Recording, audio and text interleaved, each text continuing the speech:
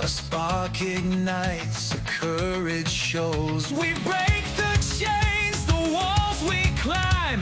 Together we can redefine. Voices rising, hearts awake. Through every moment, the steps we take. Discuss the pain, reflect the fire. Transform the dark, lift each heart higher.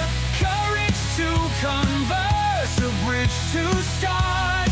Healing the world. Welcome to Courage to Converse, where we discuss tough topics, reflect on personal experiences, and explore paths for growth and understanding. Before we dive in, I want to acknowledge that some conversations may touch on sensitive or challenging issues.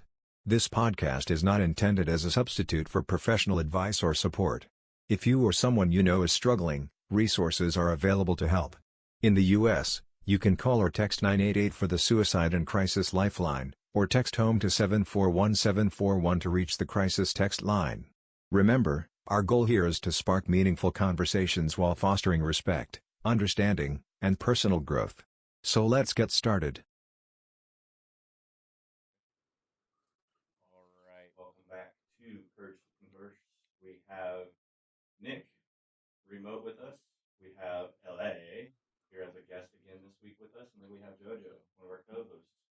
Wait, that's not JoJo. It's the Oregon version of JoJo. Give me the gold! This is going to be Pappy. He's going to be one of our Pappy Leprechaun during our event that we have planned for Honk for a Cause in March for St. Patrick's Day. It's going to be an outdoor escape room. It's going to be a lot of fun. So I hope everybody can come out and enjoy that with us. Today's topic is going to be one of, might be a sensitive subject for some people. Those eyebrows are getting to me, bro. Eyebrows, man. Might be a sensitive subject for some folks. But that's kind of why we're here. We want to talk about these for some folks. But that's kind of why we're here. We want to talk about these. JoJo, I'm all natural and jealous. Yes, but I mean, the lovely LA did. My wonderful beard and my wonderful eyebrows. Look, it's attached. There we go. Trying to pull my beard out. Try to start this again. Said it had ended. So, all right. So, anyways, today we're going to discuss on a topic that often hides in plain sight: high functioning depression. Right. A lot of times, people look like they're good and calm and everything's good with them to the front, right? Mhm. But deep down inside, they're really struggling with something. And a lot of times, they don't like to share that information because it can be embarrassing for some people, right? And some people, I have been one of those, and still to this day, suffer with it myself. So, what I want to do is dive into it a little bit, see what it means, and JoJo, from your perspective, you've done counseling and things like that. I want to hear a little bit of that perspective from you as well. When you're dealing with individuals who have the high functioning side of depression, everybody sees you as you're fine, you're functional, you're doing your thing, you get up every day, you go to your job, get on time, everything is rocking and rolling for you. Inside, we don't know what's going on in there. And it becomes a volcanic situation because it's one of those we bottle it up, bottle it up, bottle it up, and store it down, down, down, down. And we're not talking these things out. We're not allowing ourselves to cry it out and stuff like that. I do this. This is how I've been for many, many years, even through my own therapy. It's one of those things where it's not just regular depression. Everyone's depression is different, and especially on this level, because you have people who are in the professional world who deal with this every single second of every day, and they manage to function and do everything that they need to do without any symptoms or signs outward to the rest of the world. Most of the family members have no idea, the people closest to them, that they're struggling with this, because you figure out how to work the masks that you wear day in and day out. So you have your work mask, then you have your personal life outside of work, then you have your family mask and stuff like that. And you learn to use those as tools to protect it and hide it. How do you think some people are better at it than others? Because some people who have depression are it's very noticeable, right? Then these people who have high functioning depression, and hide it. How do you think people do that? Why do you think people do that? Well, I think one reason why they do it in general is so that no one knows. It's one of those I just keep it hidden and stuff like that. And a lot of people it's family driven. They've been told their whole lives, no, we don't talk about mental illness and everything like that. Then they're going to put you in the loony bin. Your aunt was in there and you saw what happened to her. You know what I mean? And it's instilled, ingrained that way. So you find ways of doing it. Many people who have depression, when it manifests, a lot of times it's I can't even get out of bed. It's so crippling. I can't shower. I can't eat. I can't even get out of bed. High functioning is you are forcing yourself to do things that your brain and your body does not want you to do. Eventually, your body breaks it down, and you're either going to sit down, lay down, or fall down, but you're going to go down at some point. What is your first initial thoughts on this, LA? Not to play off of what he said, because he stole my idea. But it's Sorry. it's masking. It's putting on a happy face, put a smile on, truck through it. And sometimes it's because you're embarrassed or whatnot. But sometimes it's because you're not ready to deal with the things you've got going on, anyways. And you tuck it down in the back of your head. You're like, if I don't think about it, I'm fine. You don't realize that it's still affecting you, day to day until you're, like you said, unable to get out of bed one day, or have a crazy breakdown and explode at some people that you probably shouldn't explode at. Turns into anger or aggression. No, I'm kidding. But you don't. A lot of times it's you don't feel like you can deal with it at that. You don't. You know what I mean. You don't want to address it at that point in time because you don't have time. You know what I mean. People are depending on you. Family needs you, or you're the one that everyone goes to. You have to be the tough one. So you just like, I'll be fine. I'll get over it, and put on that happy face and truck through it. But when you're sitting home alone, you know, with the lights off, In your own sitting head. there in your own head, realizing that you'd be happy if you didn't wake up in the morning. Right. It'll hit you. But So yeah, it's masking. In my opinion, it's what are some of the key traits, some of the key indicators that you think someone might be dealing with this type of depression? um. That's the thing, though. People that are good at it, you it's hard to see. You know what I mean? They hide any noticeable signs. You know what I mean? Like, I'm trying to figure out how to. I don't really know how to explain it. They hide it so well, you don't know. Because you're not with them. If you're not with them 24/7, you don't see how they are at home. You don't see. You don't hear them breaking down in the shower or whatever. You know what I mean? They hide it so well that it's just them. That's them. They're just happy go lucky. They're fine. What about like keywords, things that people may say, like micro or macro aggressions, that people might Right. have um, during times of distress or stress or anything like that. Um, Well, and a lot of it too, to identify it, people who are closest, who are around on the regular with these individuals, any type, because 9 times out of 10, the routine is literally 100%. It's the same routine every single day, right? When there are changes in those routines, that's when you start to catch some of the challenges and you start to realize, yeah, there's a little bit of an issue here. Something's off. And that's where you can start sparking conversation and stuff like that. Not necessarily that they're going to open up and explain, but starting to identify the patterns. right. So Sorry, someone's saying there's audio problems with my microphone. Am I any better now? Amanda?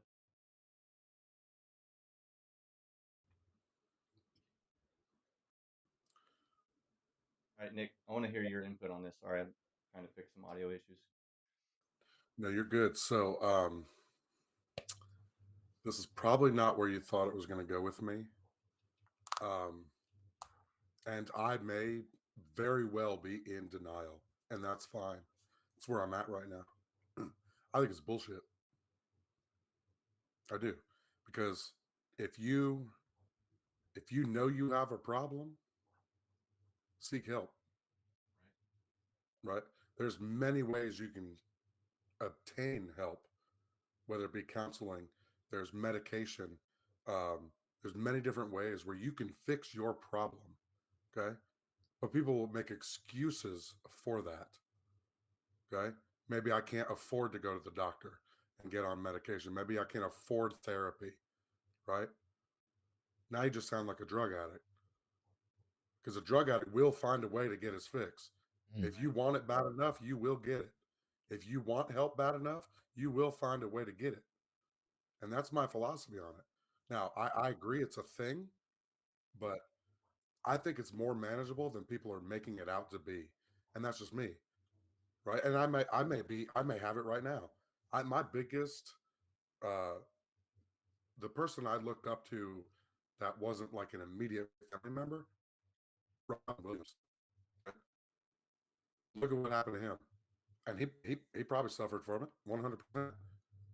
Didn't show it. He was a happy-go-lucky comedian, always like joyful on the outside, cracking jokes and being the life of the party. And deep down inside, I guess he had a problem that he just didn't want to fix. You know you have a problem. You can do something to fix it. And I know that's the opposite of like maybe you wanted to hear, but that's my thought on this is if you have a problem, fix it. Nah, I can agree with that input completely. Go ahead. Your opinion does matter. We want to hear everything that you have to say, so hush. Um, Sometimes though, when you're in the midst of it, you don't know that you have a problem. In your mind, you're just pushing through. You know what I mean? You don't realize a lot of times it's just like you said drug addicts. It's just like with drugs, no one starts out one hit and they're hooked. Right. It's I can handle this, I'm fine, and you don't realize that you're addicted until you're already there. You're already in it. You know what I mean? Sometimes your high functioning depression, you're so good at masking that you don't even realize that you're masking. You just feel like I'm getting through the day. I'm trucking through the day. Like I'm making it. You're going through the motions. And a lot of times until something major happens, you don't realize that, you're depressed or like, oh my God, something's wrong with me. I should get help. It's not something that just, from day one of being depressed, you realize you're depressed. No, some days, you go through periods where you feel like crap. You don't know why you feel like crap. You don't know why you want to sleep all day. You don't know why this. And a lot of times you don't realize no one realizes from the get go what's going on. You know what I mean? You don't realize from the Exactly. get go it's I depression. 100% agree with that. I Yeah. 100% agree with that. Now, once you You hit don't that know you point where have the you problem realize, until you hit that wall, right? right, exactly. Once you Once hit you that hit that wall, wall, you yeah, now you know you should. have a problem. You Right. now know you have that problem once you hit that wall. It may not have been a big deal like beforehand. Like you said, I sleep all day. It is what it is. You know what I mean? It's just, I'm off today. It is what it is. Yeah. Until that major thing happens, like you said, you don't really recognize that you have a problem. Story Once you hit time. that Oh, wall, once you hit that wall, you know you got it. Right? How do you deny that you have it? At that point, at get that point, help. you're just in denial. Yeah. Right. Get help. Then you're in denial. Exactly. But Then I'm the sorry. other thing too, like it's very similar to a compulsive liar. They will get to a point where they believe their own lie. It's the same thing with the higher end of the functioning depressions. You you literally have convinced yourself with all the masks and everything that you're doing to keep it moving, keep it pushing, that outwardly everybody sees that you're fine. So you're going to believe in your mind that you're fine because you don't want to deal with the underlying issue that's making you feel this tired, fatigued, worn out, don't have interest in I all the can't be other things. depressed. I have a great life. I have an amazing job, a Exactly. wonderful spouse, and a great home. Like, I'm not depressed. I'm just moody today. Like, suck it up and truck on like I do every other day. You know what I mean? Like, sometimes you fool yourself. I mean, honestly, okay. When I got divorced, my son was, we separated right before he turned 1, got divorced a couple months later. I spent the next 6 years so freaking low, and I didn't even realize it. Like, I mean, I turned to food. Like, food was my coping mechanism, which is why I got up to 315 pounds. Um, and it honestly was not until I met my current husband. We were just dating at the time. I was struggling with dealing with like um controlling my anger, not like anger issues, but like my levels, emotional regularity. And it wasn't until he sat me down one day and was like, something isn't right, that I realized, like, because when I lost all the weight, I was like, I fixed everything. Like, I fixed my health. Like, I'm happy with where I'm at. I'm powerlifting. Like, I'm happy with my life. I wasn't happy with my life, but I thought I was happy with my life. And so I was like, I fixed everything. Everything's wonderful. Everything's great. And it wasn't until he sat me down one day and was like, babe, something's not right. Like, this isn't normal. That I'm like, what? What? And I called the next week and made an appointment and went and took the proper steps to get the help that I needed. But I didn't realize until 2 years after I had gotten myself out of that situation that entire time I was depressed. Like, I was deep. I was in the hole. And I did not realize that until years later. So sometimes you don't, we made it through this day. The kids asleep, like, mom time. Let's watch some TV and have some drinks. I didn't realize that the overeating that I was doing was depression. I didn't realize that the drinking that I was doing was depression. I didn't realize that the internal self-loathing that I had was a big part of the depression. Like, sometimes I agree with you. Once you hit that wall, once you realize, like, okay, this isn't normal, there is an issue, you should definitely seek help. But sometimes it takes years and years to even get to that point. And anybody that knew me back then, they'd tell you, "Oh, Leela's a happy-go-lucky person. She's hilarious. She's the jokester of the group. She's fun. Blah blah blah." They didn't know what I was struggling with. They didn't. I mean, I didn't really know what I was struggling with. But I can't tell you how many times I'd be driving home at night and be all like, "I wonder what happened if I ran my car into that tree." Mm. Like, and just be done with it all. And I didn't realize that I was depressed. That's those I didn't intrusive thoughts. do what? Can't let the intrusive thoughts win. That's an intrusive thought. Intrusive thoughts. So intrusive thoughts. Yeah, I think like, that's like really struggling here. it just, some, like, I agree with you 100%. When you have a problem, you should address it. But sometimes you don't know that you have that problem. You don't know you're a high functioning, you know depressed person. You don't know that you're a high functioning alcoholic. You just think you've got control of it. You can go to work, your bills are paid, your family's taken care of. you know so yeah, so would I drink every day and get trashed. I still handle all Yeah. of my responsibilities. You don't think to yourself, I'm a high functioning alcoholic, or I'm a high functioning drug user, or whatever it is. You're in denial. I You're mean, in denial. Yeah, you're in denial.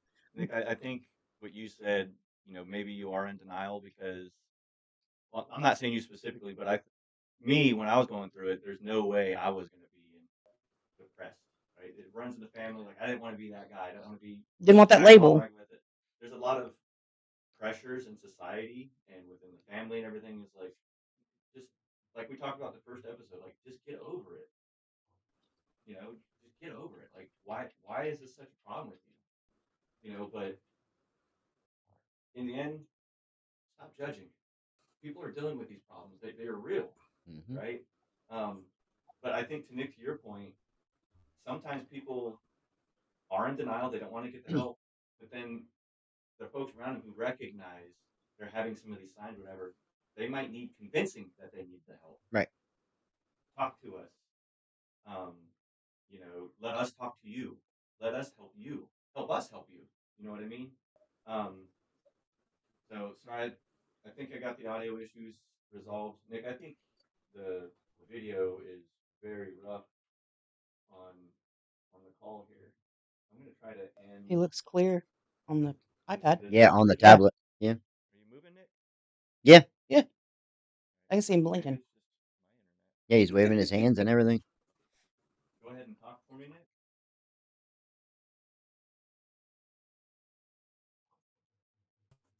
Um, I mean, I get denial, but like you said, eventually you're going to hit a wall, right? And if Um, let us talk to you. Let us help you. Help us help you. You know what I mean? Um, so I think I got the audio issues resolved. someone's going to realize what's going on, and if they don't tell you, hey, I think you might have some kind of problem, like let let's talk to somebody. You know what I mean? And if that doesn't happen, they're doing you a disservice because there are ways to help. And if you don't do it, you just don't do it. You're going to live that way until until what? Until you had enough and you end your life. That's more of somebody else's disservice to you that could have noticed that. You don't sit in your room all day and not be around anybody. You're always around somebody at some point that can help. That's why it's called high Always. functioning. You're able to hide it. You are until a point. Until a point. Right, but that There's point could take always a point of years to breaking. get. And in that time before that wall, that's what we're It talking could. about. That's the high functioning Absolutely. aspect. When you're able to, when you Absolutely it live your could. life, but you're able to maintain that appearance that everything is happy go lucky, everything is fine. Like it could take years for you to hit that wall. And it is. What's to complain about? You're alive.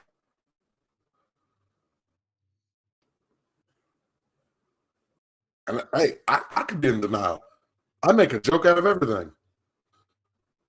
I do. I could be in denial. I could be. But I don't think I am. I think you choose the life you have and you choose your emotions. He's breaking up in my ear a lot. Breaking up in my ear too. We're hearing the same thing here, but there it's working. I wonder if anybody's downloading something because that'll kill the internet.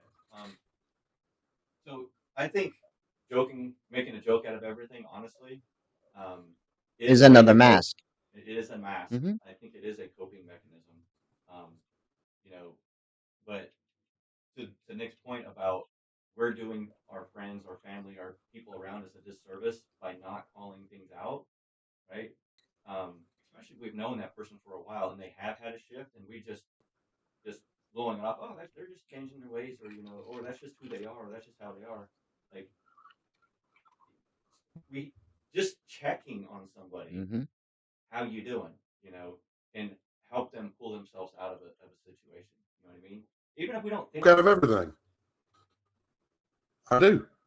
I could be in denial. I could be. But I don't think I am. I think you choose the life you have and you choose your emotions. He's breaking up in my ear a lot. breaking up in my ear too. We're hearing the same thing here, but there it's working. I wonder if anybody's downloading something because that'll kill the internet. So I think making a joke out of everything, honestly, is Is the way another to go. mask. It is a mask. Hmm. I think it is a coping mechanism.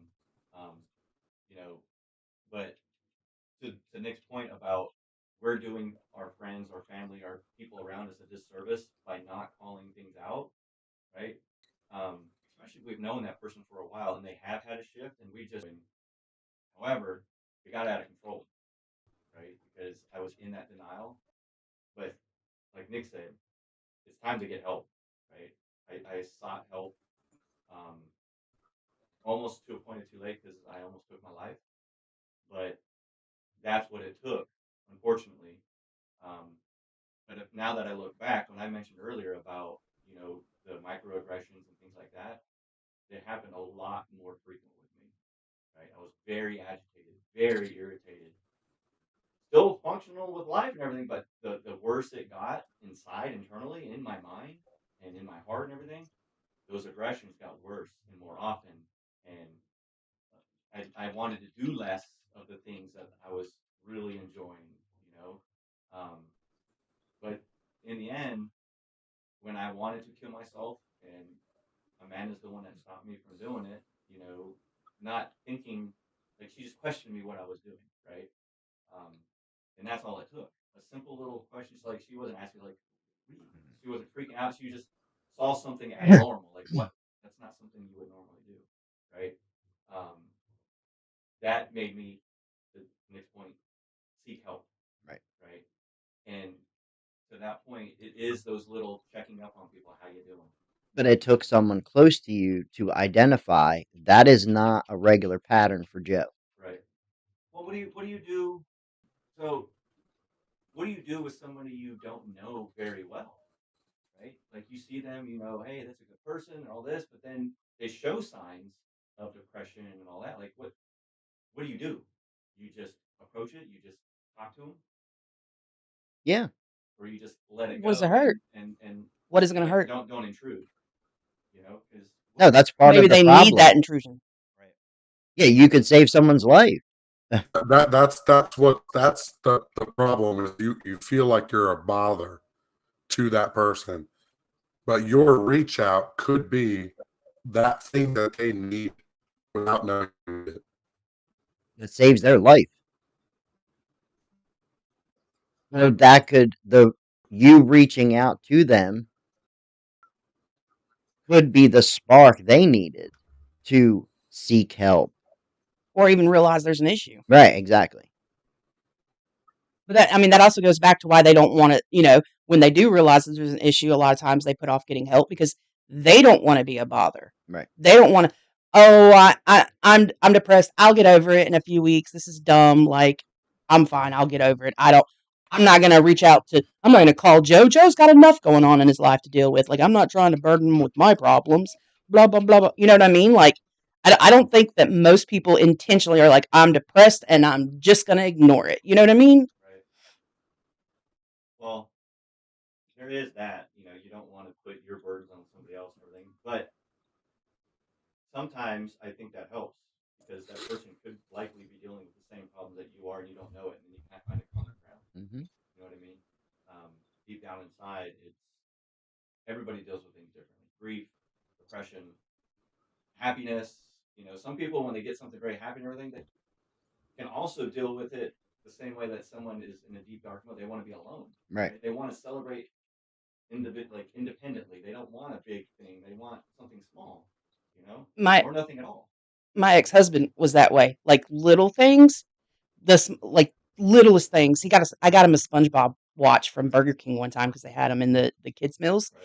and like, dude danced around, excited, happy, But when anything major, even if it was good, anything major that happened, like he would almost not necessarily shut down, but he would almost shut down to like control himself. You know what I mean? Not to he like when we found out that you know we were having a little boy. That's all he talked about was wanting a little boy. When we found out we were having a little boy, his response was, "All right, cool." But yet, 2 weeks ago, that SpongeBob watch had you literally dancing through the house, happy. Like he's more excited about the fact that he's having a little boy, but since it was such a big emotional, like he felt the need to. It was almost overwhelming for him, and he would do that. He would shut down over big things that were exciting, and but dance around the house over something tiny as a little toy, being goofy with a little toy. I'm gonna pause for just 2 minutes because the Facebook stream has stopped. I got 30 people messaging me. So give me 2 minutes. Y'all can continue the conversation, but I'm gonna get this going. But yeah, I feel like a lot of times, you don't realize. Somebody said to me one time, and it applies. They were talking about drug addiction, but it also applies. I feel like to depression as well. Is the addiction is so light The chains of addiction are so light until they are too heavy to carry. Right. And same thing with depression. Initially just I'm in a bad mood, or I don't feel good, or I'm depressed today, but I'll be fine tomorrow. And you don't realize, that you're steadily going downhill until you're there, and it just, man. And as far as like people around you, dude, I had no one in my life knew the way that I felt when I was dealing with all of that, because I'd go to work, happy go lucky goofy Leela. I'd go to family gatherings, happy go lucky goofy Leela. You know what I mean? I'd hang out with friends, happy go lucky goofy Leela. But on Thursday night when I'm sitting at home alone and my kids asleep in bed and there's no one else there, the thoughts are the thoughts, like It's draining, right? it It's is. extremely draining because you're putting all that on, all that pressure. You're just like, it's work. Oh, it's And then you get it's, home, it's you're like, totally work. It's draining, and it would hit me at times. I'd like be so exhausted for no reason. It's like I don't want to go out. I don't want to be around people. Yep. I'm skipping this family event because I'd just be so drained from masking and not realizing that's what I was doing. That right. mentally I couldn't do it. I couldn't do it. So I don't want to. I'm going to stay home. Right. So that goes kind of into this next topic, the And, that, dangers. and that's a real thing. Go ahead, Nick. I was going to say, like, that's a real thing. It's emotional burnout, right? So you suppress your negative feelings all the time. You just don't know how to feel anymore, right? You know what emotions you should feel in certain times, and you feel them. I was going to say, like, that's a real thing. It's emotional burnout, right? So you suppress your negative feelings all the time. You just don't know how to feel anymore, right? You know what emotions you should feel in certain times, and you feel them, right? Hey, this situation looks sad. I guess I should act sad. This situation looks upbeat, and maybe I should act happy and excited. I just, I remember the feeling like when you finally pull yourself out of it, at least this is how I was, right? It's it's almost another depression within itself because you start thinking about why you were feeling the way you were. Like, Then what it's was the time to reason? actually address What was the reason? the issues. Why did Yeah, I feel it? Like, it almost turns to another depression. But I think that's why like, having the counselor, having somebody there to help you is, you know, really good. Whether it's a counselor, a therapist, a friend, family it's hard member. to address emotional issues. It's, because it brings them right back up. And if you've tucked them away because you don't, feel like you have the time to deal with them, addressing them and bringing them up sends you right. I mean, it puts you right back in that same state. The feeling you feel, all the feelings you felt then, all over again. And for some people, it's easier just to not address it. Just tuck it in the back.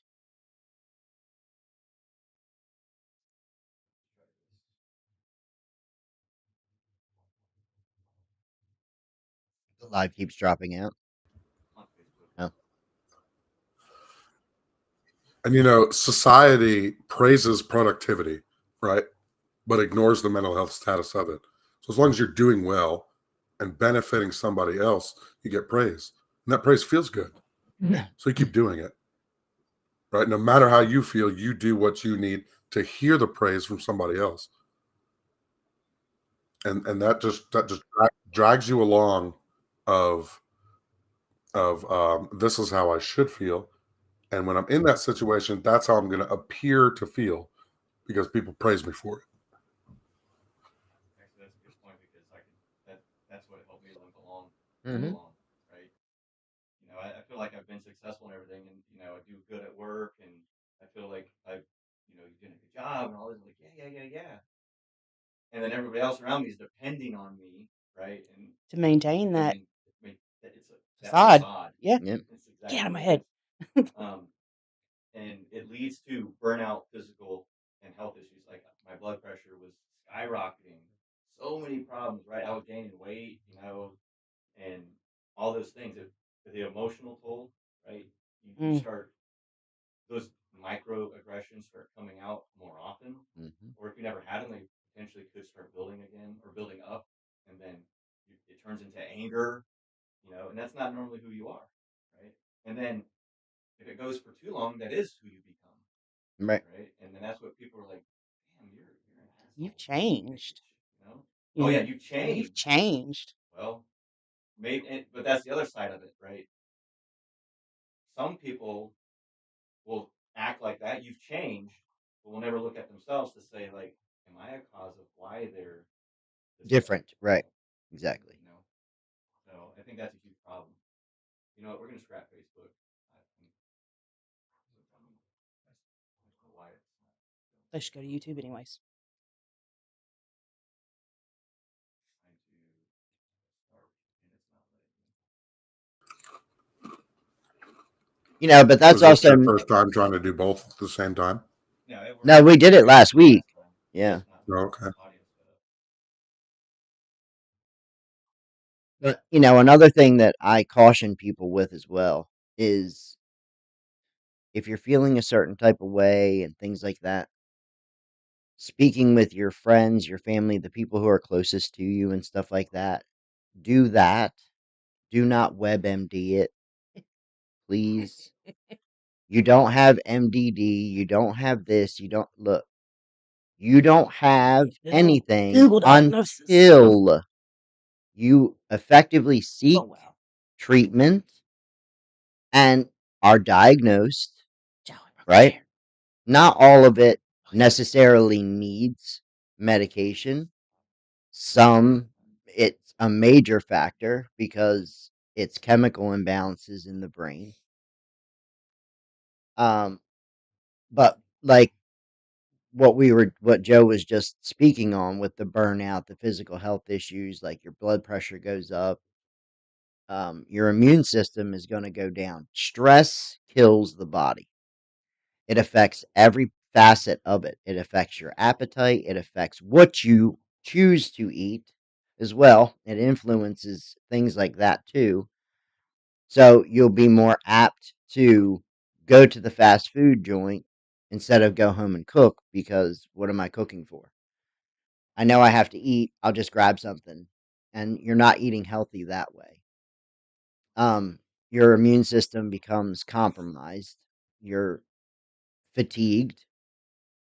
You're not going to take the time to take a nap. Like for many of y'all, I take a nap almost every day.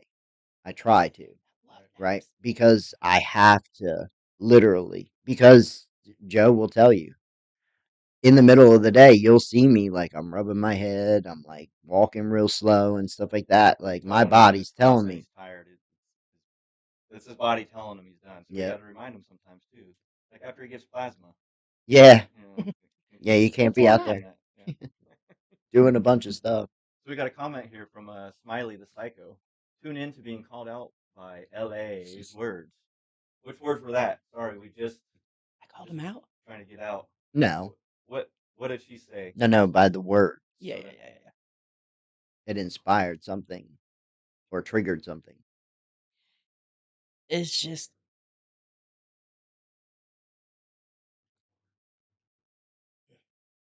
So what about suicide? You know, when you've gotten in these deep, dark thoughts and everything, have you attempted or thought about suicide? Mm-hmm. Many times. Have you attempted suicide? No. But think about it. Yes. Have you thought about ways to do it and Yes. you know how it's going to happen? Oh yeah, full ideations. Yeah. Like driving the car literally into the bridge impediment. The seatbelt is already off, the airbag is turned off. Like there's a prepping going on. Right.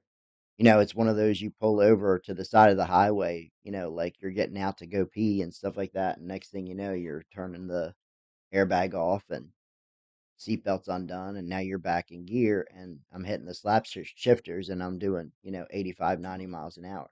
Right. And I see the bridge coming. So when you're in those thoughts, do the thoughts of what are the thoughts that come to your mind? I can tell you what's mine is it'll all be over. I don't have to deal with this bullshit anymore. Exactly. I don't. The song honestly, Peace in the I feel Ballad. like a lot of times people they're their mindset isn't, I don't want to be here anymore. It's, I'm so overwhelmed. I just want it all to stop. Just, even if it's for 5 minutes, just make it all stop. And they get to a point where that's the only way they can see to make it stop. And it's not necessarily clicking in their mind that, hey, this is permanent. Hey, what about the future? You know, all the things you're going to miss out on. It's just that there's so much going on. I'm feeling so much right now. I'm so overwhelmed. I need it to stop. You know, I need life to stop for 5 minutes. Just All the noise. yeah, It's a Right. lot of noise. turn it off. To me, it's Yes. literally like noise, Mhm. pressure, weight on your shoulders, like the song we have, right? That's what it literally feels like. And some people will, we talked about this earlier, you know, oh, he's got it together, I can deal with it, or they can deal with it, I can talk to him and all that. But sometimes the people who are silent continue to do that and continue to do that and continue to do that Mhm. until they can't anymore, right?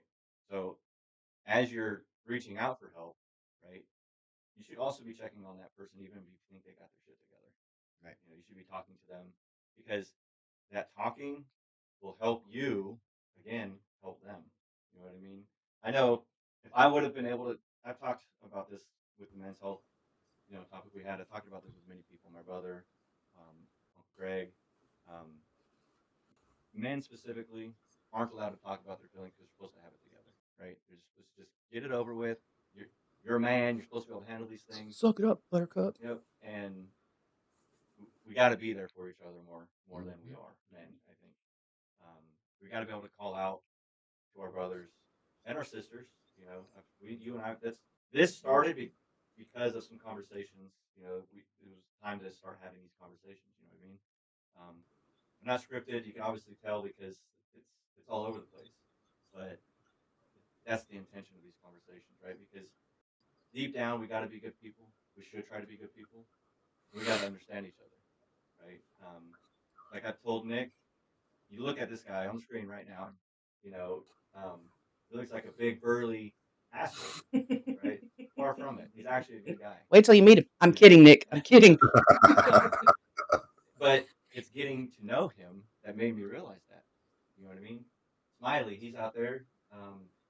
He's a really good dude, right? He was here on our first episode. You know, talking to him, I know he's a good person. You know, maybe he struggled with some things, but we're here. You know, he can call on us. He can be here. He can talk to us. We're there for him, right? I know if I needed to, he'd be the type of person that would continue to put on pressure on himself to help me. Right. You know what I mean? But I can't take advantage of that, right? I need to be able to be there for him as well, right? Um, Nick, what are your thoughts to that? I mean, it kind of goes back to the other podcast we did, like you were just talking about. You don't want to be a burden to somebody. A burden to somebody else, right? Why would I want to? I'm Oh, he went away. Yep, he completely disappeared over here. and stuff like that. Uh, I personally uh, have attempted 3 times and failed, and saw that as a failure that I can't even do it right. Right. Right. And then I just thought about it one day. I was like, this is the cheap way out. Right. And my whole mindset changed. Right. If I'm going to act like this and it's going to drive me to do that, to try and take my own life, it's selfish. We were just talking Right. about this not long ago. It literally is the most selfish thing you can do because the only thing you're caring about is Is your yourself. feelings. Fuck everybody else. Right. And so I did not know that, Well, Nick. but I turned that mindset into, you know what? You're right. Fuck my feelings. Right. I don't care about mine. I care about how everybody else feels. I make sure that everybody else is having a good time. I make sure that everybody else is having a laugh, even if it's at my expense, because that's what I'm there for. Right. And that's my mindset on it. I appreciate that feedback. I'm gonna come back to that. Did everyone around you and your family all around you know that you were at that point? I didn't let anybody know. So you were And high that's the functioning. cowardice part of it. The You were most high functioning. cowardice part of it is I tried to do it without anybody knowing. You hid your depression So from everybody, yeah, like, so you were so high your functioning. depression, you were depressed. Was it a long going thing, right? To make you try to Oh do yeah, that. So oh yeah, at the time you were high functioning. Would you say that? I would You say were so. Yeah. Because you didn't want everybody to know No, I don't all want these anybody to things. know. Did you talk to anybody about it at all? No, Friends, therapists, nope, anything like that? Why not? because everybody else has their own shit going on. Why would I want to add to what their problems are with what my problems are? Right. See, and I've got big shoulders. I can carry it all. You know and you're a man as well, right? I exactly. guaranteed some of those thoughts came to your head, Oh yeah, and oh yeah. and this is exactly why this brings chills to my body right now. This is Mhm. exactly why I want to have these conversations because he knows that he had problems. I know I had problems. I know he has problems, but I don't want to talk to him about them because fuck that. Right. Talk Mm-hmm. to your brothers, talk to your sisters because this will make a difference. Help them with their situation. Even if they don't have a situation, just have a conversation. Right. Get to know them. Sometimes just having a conversation is what you need to really be able to pull yourself out of that hole. You just need to be able to express it to somebody and feel like they understand and that Right. you're hurt, And you you've know what I said that mean? many times in the past. You just want to be understood. You want to be Mhm, heard, mhm. right? Just someone being there, hearing you. Mhm. And sometimes you got to be there and hear, For right? other Yeah, And just being that listening ear, it might be an explosive thing, and it might be like a floodgate coming to your ear. But being there for that person can make the world a difference. It can take them out of that silent depression Right. to Nick's point. Fuck my feelings. I'm going to talk about these things because I, if I internalize this, it's going to lead to bad things. I'm going to be an asshole. I'm going to start being angry, or I might take my life because I can't handle it anymore. We got to stop that Yeah. mentality. We got to stop that stigma. You know what I mean? in my There's deepest, also the darkest mindset of like the only people that can really understand me are people that also have gone through it, through it, or are going through it. But you don't know who those people are, so you just kind of keep it to yourself and like, um, right. yeah, they're not going to know what I'm going through. They can't relate. You know what I mean? Right. We're going So to bring up a couple things here how that do you how do you know? How do you let's see. tell? Smiley says she was talking about masking and fronting for people and wearing down on yourself where you don't want to do anything. Yeah, it that that alone, not doing anything, if you're depressed, it I've noticed easily gets you even more depressed Oh Mhm. yeah. because one thing you're getting in your own thoughts, you're tired, so you're making yourself tired and more lethargic, right? Which in natural makes you unmotivated. Unmotivation leads to it's just like a snowball effect. Well, look at the physiology of the human body. If if you're told that you have cancer, one of the first things that the doctors will tell you to do, yes, you need to work on diet and everything like that, but the one thing that you never ever do, don't stop moving. Right. The day you put yourself on the couch, you put yourself in a chair, heart disease. If you've already had a heart attack and they put stents in your heart or they do bypass, they send you through a cardiac training regimen to get yourself through that and through rehabilitation. And they tell you to maintain this, you have to maintain a healthier regimen. Right. It's the same thing with any form of mental health. If you stop, you sit, you lay, whatever, the more stagnant you get, It's the gonna add to more problems. worse the problems, get. The challenges get much bigger. The That's a pool good gets viewpoint deeper. because I remember when they told my mom when she had cancer, when you start moving or when you stop moving Yep. and start laying around and doing all that, you're going to decline. Yep. Very quickly. And that's what happened. She started declining more. And age, she wasn't really that old. I think she was 63 when she passed, but she started getting more tired, wanting to do less. She stopped taking her dogs out, but I think some depression played into that as well, Hmm. right? Mhm. Because it does run in our family. Um, and I didn't want to use that as an excuse, for my depression because I know my mom dealt with that. She's had both her parents killed themselves. She had two sisters kill themselves. I had a cousin kill himself. It, accident, maybe, I don't know, but um, you know, I didn't want to deal with that. You know what I mean? That it's an excuse. Well, you can only use it for excuse for so long because, like Nick said, get help. Let people talk to you. Let people come to you. Um, Go to a professional if you have to. But suicide is the ultimate permanent solution to a temporary feeling. Right.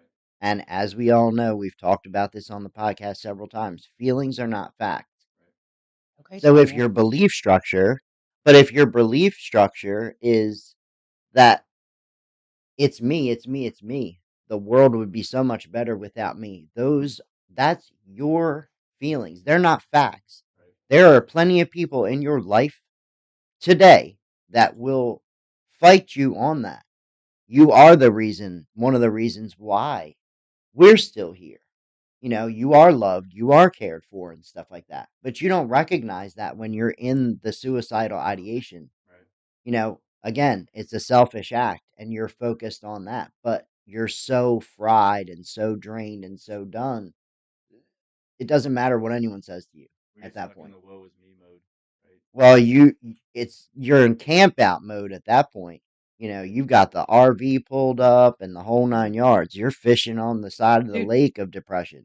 the closest I've ever got was sitting on the edge of my bed one night with a bottle full of pills, sleeping pills, and being all like, this, like, I could do this and just be done with it all. Like, Mhm. not have to feel this way, not have to, Is this before your son? feel. No, my son is the reason I didn't, because it clicked in, because I played it out in my head.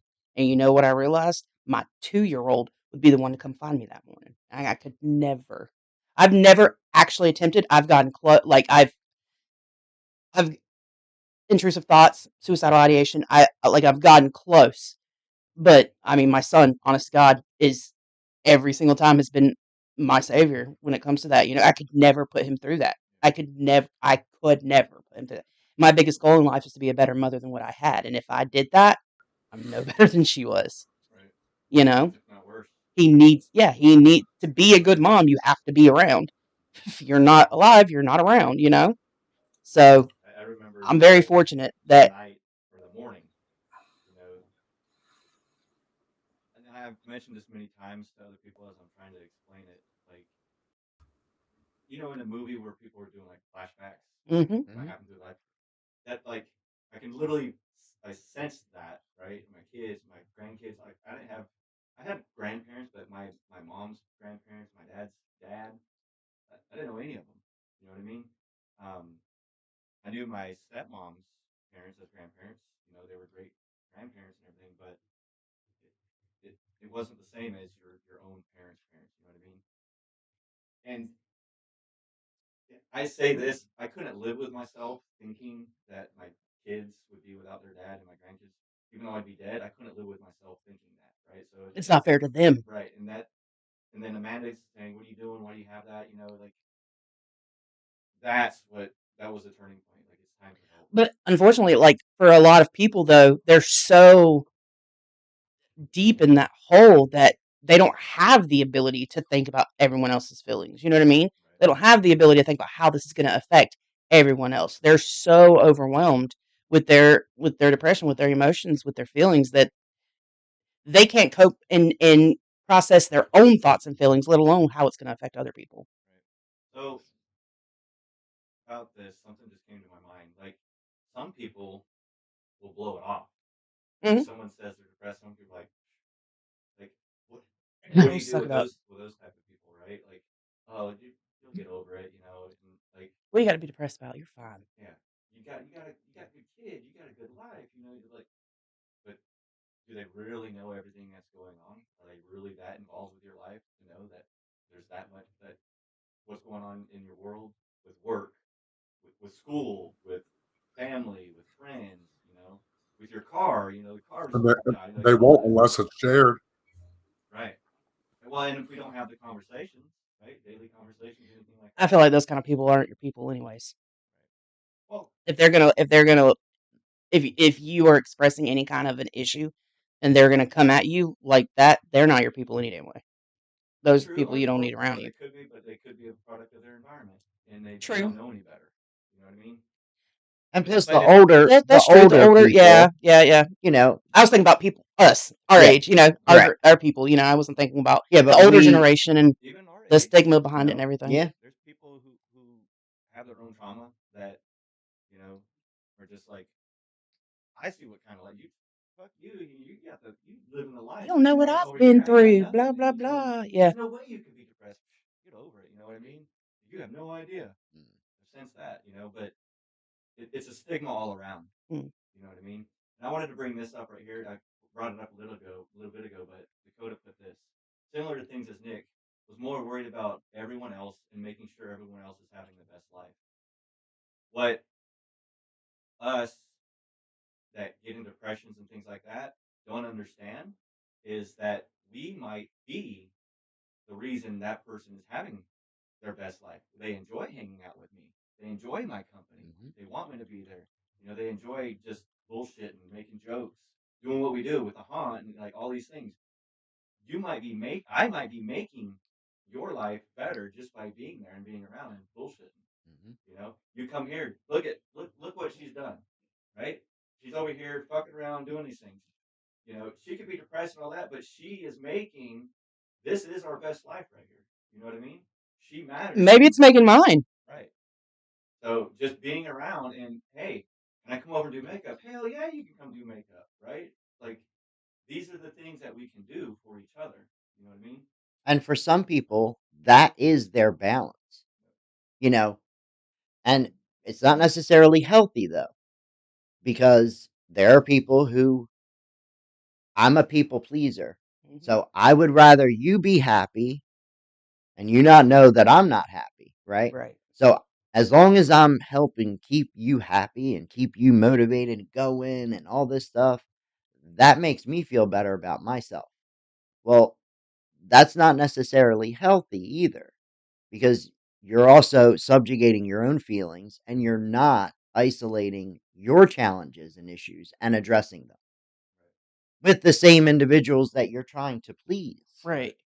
You know, Another angle you though on cannot walk into I'm sorry. this life and be someone else's entertainer, because eventually the entertainment's going to stop. Whether they're going to get tired of hearing it or seeing it or being entertained in that way, and what's that going to do to you Right. as the entertainer? It'll wear you down. Another angle Well, though it could take you out very quickly. of what Dakota was saying is like sometimes if you're a people pleaser, a lot of times you're so focused on everyone else around you and what they need and their feelings and you know they need me to do this, they need me to do that, they need me to be this way or they need me to be that way, that you know you're not realizing, you're not addressing your own issues, you're not taking care of yourself, taking care of your own mental health because you're so focused on taking care of the people around you Hmm. that you don't realize like, hey, I need to take some time for myself. Like I've got some feelings and stuff that I need to address and I need to deal with. Like I can't be here and be this for everyone. I've I've got to take care of myself first. Just like in an airplane. You gotta put your own oxygen mask on first Right. before you can help other people. But You that's know? you recognizing you have that problem. If you don't recognize you have that problem, you're never going to hit that point where Oh yeah, I no, need to definitely. take care of myself. Because you're going to be stuck in that mindset of I'm a people pleaser. I need to be make sure everybody else is having a good time. You're not going to know. No one around you is going to know because you're able, like, you're That's taking right. care of them. You're That's right. doing what they typically expect of you. You know what I mean? This is the normal you to them. You know, they don't see the hurt that you've got going on inside. You don't realize the hurt got going on inside because you're so focused on taking care of everyone else and making sure, you've got all these responsibilities and things you're trying to make sure they're maintained and they're done, that you don't realize you've got stuff going on that you need to address, you know? How do we change that perspective? Because that's what this is. It really is a perspective, Mm, our own perspective. How can we as individuals try to change that perspective? It's going to be different for everybody. mhm. Yes. Yeah. It's I it's think gonna that's it's a gonna depend And on each situation. what time frame mhm. you're at, what mindset you're at, what's the environmental situation you've got going on. Everything is going to take a play in that, right? Just like it molds a person when they grow, what kind of environment they are in, what kind of people they hang around, how people act towards them, how they act towards other people. That shapes you how you are, Mhm. right? And the same thing has to be with this, because you can't do it on your by yourself, and whether you know it or not, but everything else is having these effects on you. I do think there are ways, talking about it, trying to, like what you're trying to do, trying to break the stigmas about it, making it people realize it's okay to discuss feelings. It's okay to discuss bad feelings, good feelings, all of the above. Not just that, but when you're dealing with it on your own, when you have that mental thought, I don't want to bug them with that, fucking throw that shit out and reach out anyways. Sometimes you don't realize how much somebody wants to be there for you until you allow them to. You don't know that you'd be burdening that person with your issues. They might care about you so much that they willingly and openly would take on what you would consider a burden to be there. That way you're there in their life. You're still here, you know? Getting Yeah, to that point is difficult. Yeah, it Yeah, is. it It's is. like anything. Yeah, It's I insane. mean, Identifying any kind of problem is difficult. and especially with the people closest to you, Hmm. they're the people that you don't want to burden the most. So you're going to push all that shit down. No, no, I don't want to. I don't want to bother you with this. It's just like, how was your day? It was good. That's it. Oh yeah, yeah, yeah. It was good. I don't need to get into it. Like, I don't need to burden you with what I did at work today. I already did that. I don't want to deal with that again. So I'm not going to talk about it again. That's the same thing. if these people love and care about you, that you're talking about, that you're closest to, that you don't want to burden, if Then there they should is love you and love respect you there, however you but are. but it should never even come across or come to their mind in any way that there's burden involved in that. It might not to them, No, no, no. but to you, I right. Right to you. I love I you to understand. death. You got enough going on in your life. But I love you enough to That's what I'm tell saying. you and put it out there. Open line of communication. I Mhm. don't give a fuck what it is. I don't give a shit what time it is. You fucking call me. You come text me. You Because show up. guess Whatever. what? I You will would do show it up. for me, I and would I do would Right, it. do it for you. exactly. Exactly. It's a two-way street. I tell people Exactly. all the time, if you ever need to talk or just vent and yell, call me. I'll sit there. We'll vent and yell together. When Yep. I say it, I mean it. Yeah. I had someone very close to me that we we talked about these things. Men can't talk about their feelings and all that stuff, right? And he came to me one time and he was having a very hard time, right? I didn't say much, and after the fact, like months later, he told me like, I don't feel like you were there for me, you know. However, at that moment in time, no matter what I said, like what I tried to say, he wasn't going to listen. He was going through a hard time. He was intoxicated and things like that, and he wasn't going to listen to what I said. Even when I did speak up, he was. Well, all I was there to do was listen. More and more excuses are Right. piled on. Well, you don't know, or yeah, but then this but yeah, then there's and it's. I mean, I ask people straight up. I'm like, do you before we even get started? Do you want me to just be here and listen? Do you want advice? Like, what do you need in this moment? You know, and I'll get a no. I want your advice. That's why I called you. Or I just need someone to listen to me. I don't want you. I don't want you to tell me how to fix it or anything. I just want someone to. Okay, I'm gonna sit here and listen. Have at it. Go for it. I'm your Sometimes, sounding board. Just yeah. But sometimes it takes you as a person knowing what you need and knowing. You know what I mean? Like no one's a mind reader. If I'm used to fixing your problems and you come to me with an issue, if you're always coming to me for advice and then you come to me with an issue that you really just needed a sounding board, you really just needed me to listen. You didn't want me to fix it. You didn't, but you don't tell me that. How am I supposed to know? You know what I mean? Communication in relationships goes far beyond just your spouse. It's relationships with friends, family, the whole nine yards. You need to know what you need. You can't get mad at somebody for not knowing what you were thinking. You know? Mind readers. Right. So this comment that's up on the screen right now, you know, Dakota, I haven't known you that long, brother, but I know, we've had several conversations and everything, and uh, I'm sorry to hear that you've attempted that. You know, I'm glad you weren't successful, and I'm glad you had friends that knew, right, and were there for you. Um, I know and we'd be there for somebody, identified, right? identified, because that's the thing. The people closest to us, it's just like what you have up there on the screen. There's subtle indicators to this stuff. Now, major depression and stuff like that, people who have like MDD and stuff like that, these are the individuals, they need the same care as the people who it's hidden from. Right. You know, It's the same thing. these subtle indicators, just as simple as like what Smiley says there. You know, he sent a message to one of his best friend, and the message didn't seem right to his best friend. And his best friend turned around and said, "No, that's uncharacteristic. I'm going to go at least check on him." And that's what, saved this man's life. And he's a beautiful human being. Right. But it doesn't matter how beautiful we are, right? If we're not reaching out to each other and proving our love and their worth to Words are us, cheap. Words are free. Well, Words are free. it's right. Words are free. A hug is free. actions are different. Right? The the last time I attempted was years ago. I took 14 20 milligram Oxycontins And on a Sunday. Choo. Woke up in the hospital on a Thursday afternoon. Didn't know how the fuck I got there. My first thought was, damn, one more might have done it. You it, were you were upset because you didn't succeed. That's what you were Yeah, talking about a while ago, right? Like, damn, I yeah. can't even do this right. I can't even fucking do this right. Right. But I woke up to a nurse taking a catheter out of my cock, and I asked her if she was giving me a blowjob. And the dude in the chair next to me started laughing, and I was like, that was funny. All right, what else can I make people laugh about? And from there, my mindset changed. Yeah, I think it is a mindset, right? Oh yeah, Perspective, mindset, all relative, right? it is. Um, and we got to be able to identify how we can change that perspective, right? Maybe we can't do it on our own. Reaching out, talking to your brothers, talking to your sisters. That's the first step. We are each other's first line of defense, especially many of the individuals with high functioning. It's not just because most of the time we know.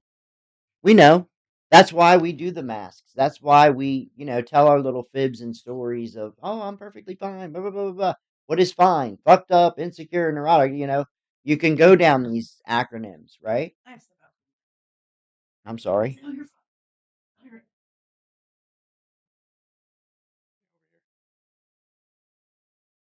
Jesus.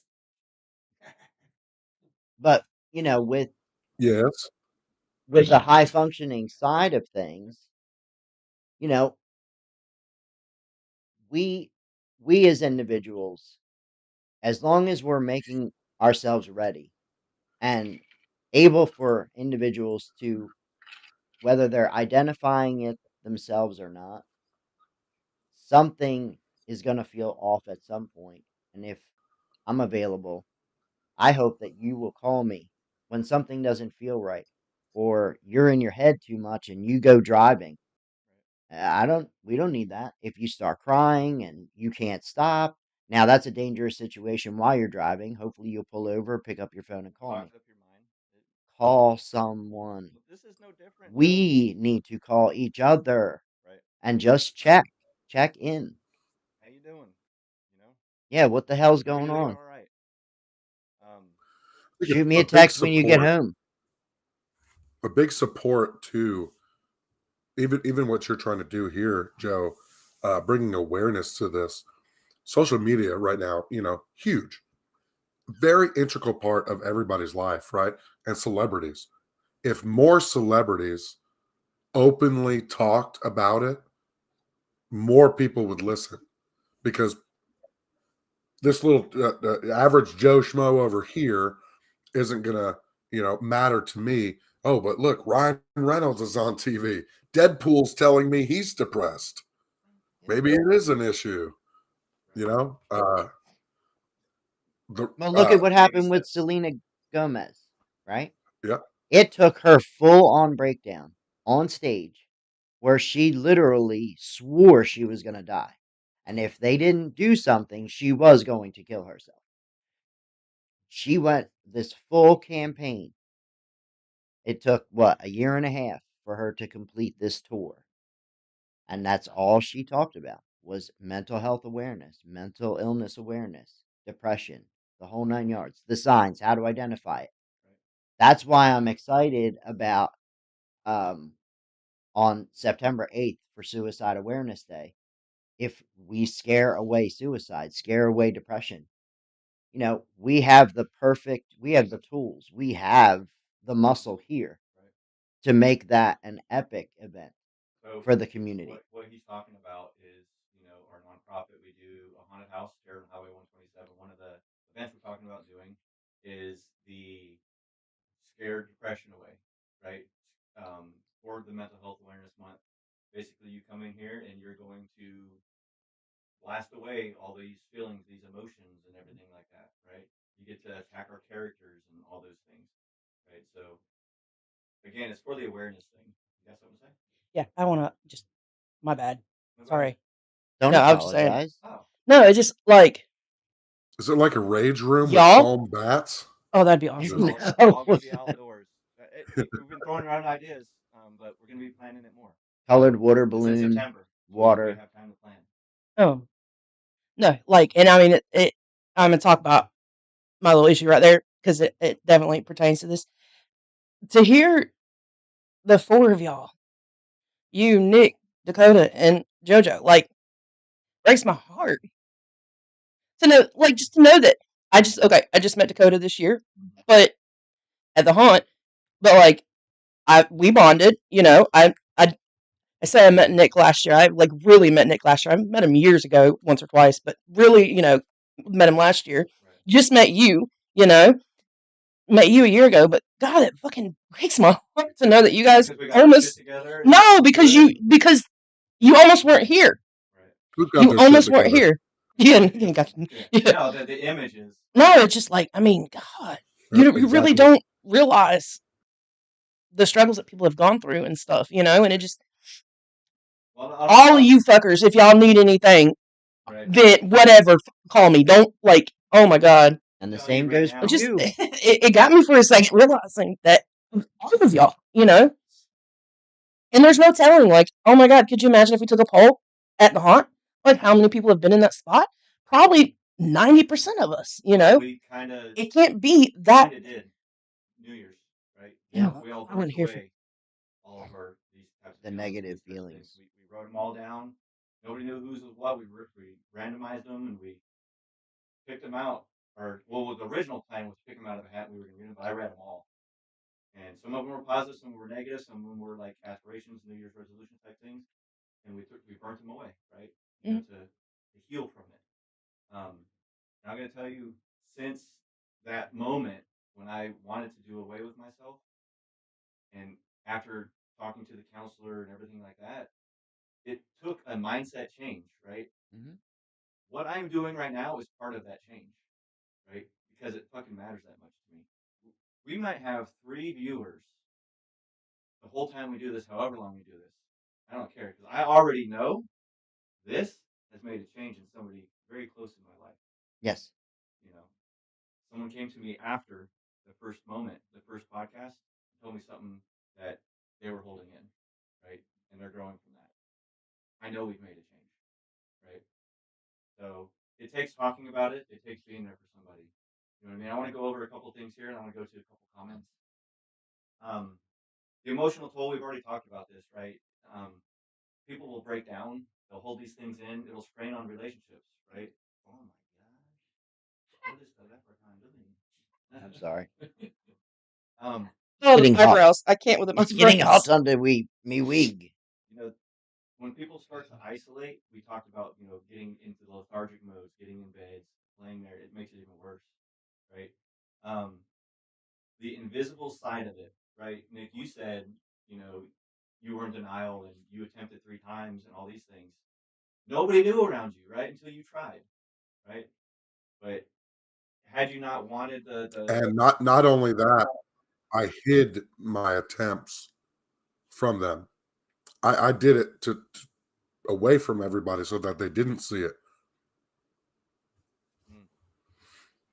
So did they even know that you would, like, until now, did they know that you attempted? Probably, yeah, probably not until this video. Yeah.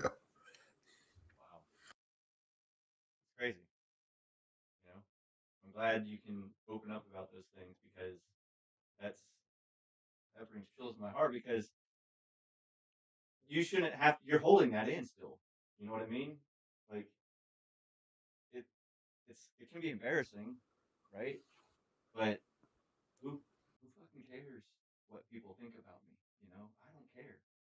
I'm a Yeah. person just like you, and more than likely, you're in denial yourself with a lot of things. And not maybe not depression, but something else. You know what I mean? It could be. Um, It yep. could be. Um, so I appreciate that. Um, the next thing is there's this is a fact from the CDC, right? Men aged between 45 and 64 is a demographic that is commonly associated with the silent depression, right? And that demographic is some of the highest rates of suicide, Mhm. right? And Because where did the majority of them, what in that demographic, where did many of them come from to put them in that state? Military. I I guarantee didn't, yeah, I didn't you read those into numbers. that a lot. Yeah, probably. Yep. Yeah, looking at the age and Yeah. time frame, yeah, 100%. And if you're looking at the age, I mean, this is the same. That's the same generation of people that grew up. Suck it up. You're a man. You know what I mean. Deal with it. You know, quit your crying. Man up. One of the things these days is So that makes there's a lot sense. of younger kids these days that are attempting suicide and things like that. Why do you think that is? There's many factors. That's got to be a whole nother Yeah. Yeah. podcast. That's a Very yeah. The yeah. social media one that's coming up in a few weeks. Yeah. That's a Mhm. whole yeah. And it's not just social media. It's No. issues with home. It's issues Hmm. in school. You know, And identity. I guarantee you, a lot of issues are relative to homeschooling. A lot of your suicide for youth is a homeschooling issue. Kids They that are. are homeschooled. Yes, because they are not engaged with other children and do not have the ability to make friendships easier and things like that. Many of them say that it's because of the schools and stuff like that. I don't believe that. From everything I'd that like to look I into dealt some of that Yeah. because I want to look into some of that because I think a lot of the homeschoolers, my my nieces were homeschooled, right, and they had a good life and everything like that, but they aren't exposed to a lot of the things that causes some of the things. So yeah, especially they're a social product of their cues and environment. things like They that. don't know any different. No, because right. that's what they were taught. That's how they were A raised. lot of in homeschoolers' defense, a lot of homeschool people nowadays they have homeschooling groups that they'll go to, or they make sure their kids are Right. active in sports and stuff like that to get the And that's social what my nieces interaction. were like Yeah, that. They school isn't the requirement to be socially, you know, Right. what's the word? There's a word for it. My brain's not working. But like nowadays, I mean, I know a lot of people that homeschool their children, but they also have them in sports. They have, they take them they're to bringing them to groups and groups. stuff. Yeah, they make sure that their children are being exposed to, the social norm of nowadays so that they know social cues and they understand, common issues. Right. Yeah. So there's some comments here. This is from Mimi Rides. This is Wanda. Actually, I want to shout out because Erin did have successful surgery. Great success. She now has a new kidney. She's in recovery now in Jacksonville. Super happy to hear that. Yay. I hope it's Amen. all going to continue to be a positive thing for her and continue to grow from that. Keep us updated on that. But Wanda says sometimes a high functioning depression can be a result of a medical condition such as autoimmune disease. It's hard to diagnose, making you think you are crazy or hypochondriac. I don't know if it's a fact, but it makes sense to me. Oh, Hmm. it's very true. You know, Many individuals who suffer from lupus and a lot of your autoimmune disorders, it's very difficult to diagnose it because it's if they're in a flare, it could actually show as IBS. Their flare could affect the bowel syndrome, side of things. It could affect the mental side. There's lungs. It all depends on where the flare is affecting. And then there's times where a full on flare is full body. They're having problems with their heart. They're having problems with their lungs. They're having problems with their bowels, their urinary tract and everything like that. So They could get they into a can't deep figure it. mindset of, But when oh, you why is but when this you always go to wrong the with me? hospital and the doctors and stuff like that, they're like, "Oh my God, you have all these things going on at the same time. It's not possible. You'd be dead." When you're told things like that by medical professionals, you are going to think that you're crazy Right. because and a lot of times those individuals are also labeled as drug seekers. You're just a drug addict. You're just seeking drugs. So I'm not going to help you at my hospital. And they're going to ban you Right. because that stuff's happened to my sister, which a lot of it she has done to herself. I will admit that. And she would admit it as well. But she genuinely does have an autoimmune disorder, and it has taken quite a while for it to be identified. But she is absolutely right, and it's I not think it could even be any medical necessarily condition. a high functioning depression. It puts you into a form of depression. Yeah, we have a friend Usually, it's that's MDD having that major. problem, right? She's been having all these kind of medical problems, and then life happens and work and like all these things, and then it makes it worse. Well, come to find out, has like fused discs in her neck, causing all these headaches and all these problems, right? So deep down, but because of that, she was falling into a deeper depression, and then just like I said, add life onto it, makes it even worse. Yeah. So But do you think the medical conditions cause the depression, or can depression cause the medical conditions? I would think, Mm, I feel I think personally, I think depression probably could cause some type of like heart problems or Right? something oh like yeah, that because straight. Yeah. you're stressing yourself out because it could cause stress, right? Unnecessary stress, Right. high blood Increases your pressure. stroke risk. Yep. Listening to what JoJo was just talking about, and this may be TMI, and I apologize. Um, No such thing. You just talked about somebody I mean, ripping yeah, a right. catheter out of your. I have hypothyroidism, high cholesterol, high blood pressure, and I haven't had a solid bowel movement in almost 10 years. Wow. I'm not far from that. Well, actually, I get them every now and then. Do you think that's because Is of it depression? depression, Is it or is my body just fucked? your eating habits? Is Oh, have they're you gone to the terrible. doctor I just about it? whatever. Yeah, well, that's why I got on medication for the hypothyroidism and the cholesterol. I've newly developed high blood pressure, and the bowel thing is just the doctors just say change your diet. Oh yeah, okay. I just eat what I want when I want it. It no matter. Yeah. Like I don't think depression can cause health issues. I feel like health issues can lead to depression. Right. And that's yeah. But like ultimately, I mean, I had high blood pressure. I had hypothyroidism. I was on cholesterol medication. I was on 3 different blood pressure pills, 2 different cholesterol medications. I was on thyroid medication. I, and it was it my depression led to my overeating and my poor habits and stuff like that. But the poor eating and being severely overweight and inactive is what led to those health conditions. Now the depression didn't help the situation, but when I lost the weight and started exercising and being more active, still depressed, but my hypothyroidism cleared up. I don't take any cholesterol medication at all. I was a diabetic. Now, if you run my blood work, if you're a new doctor and you run my blood work, you wouldn't know I'm diabetic. My A1C is perfect. Perfectly fine. Last time I had it checked, it was 4.9. 4.9, that's I amazing. don't even know what that It's a means. great A1C. But I was still depressed. You know what I mean? So, like, I feel like medical issues can cause depression. I don't feel like Can depression make can it worse. cause it can affect it, yes. But your mindset can affect your health So with all in that, you anything. think that your medical conditions can cause depression or make it worse? if you're medical and all that's good, and then you're still depressed, Your mental health plays, in my opinion, your mental health plays into your physical health as well.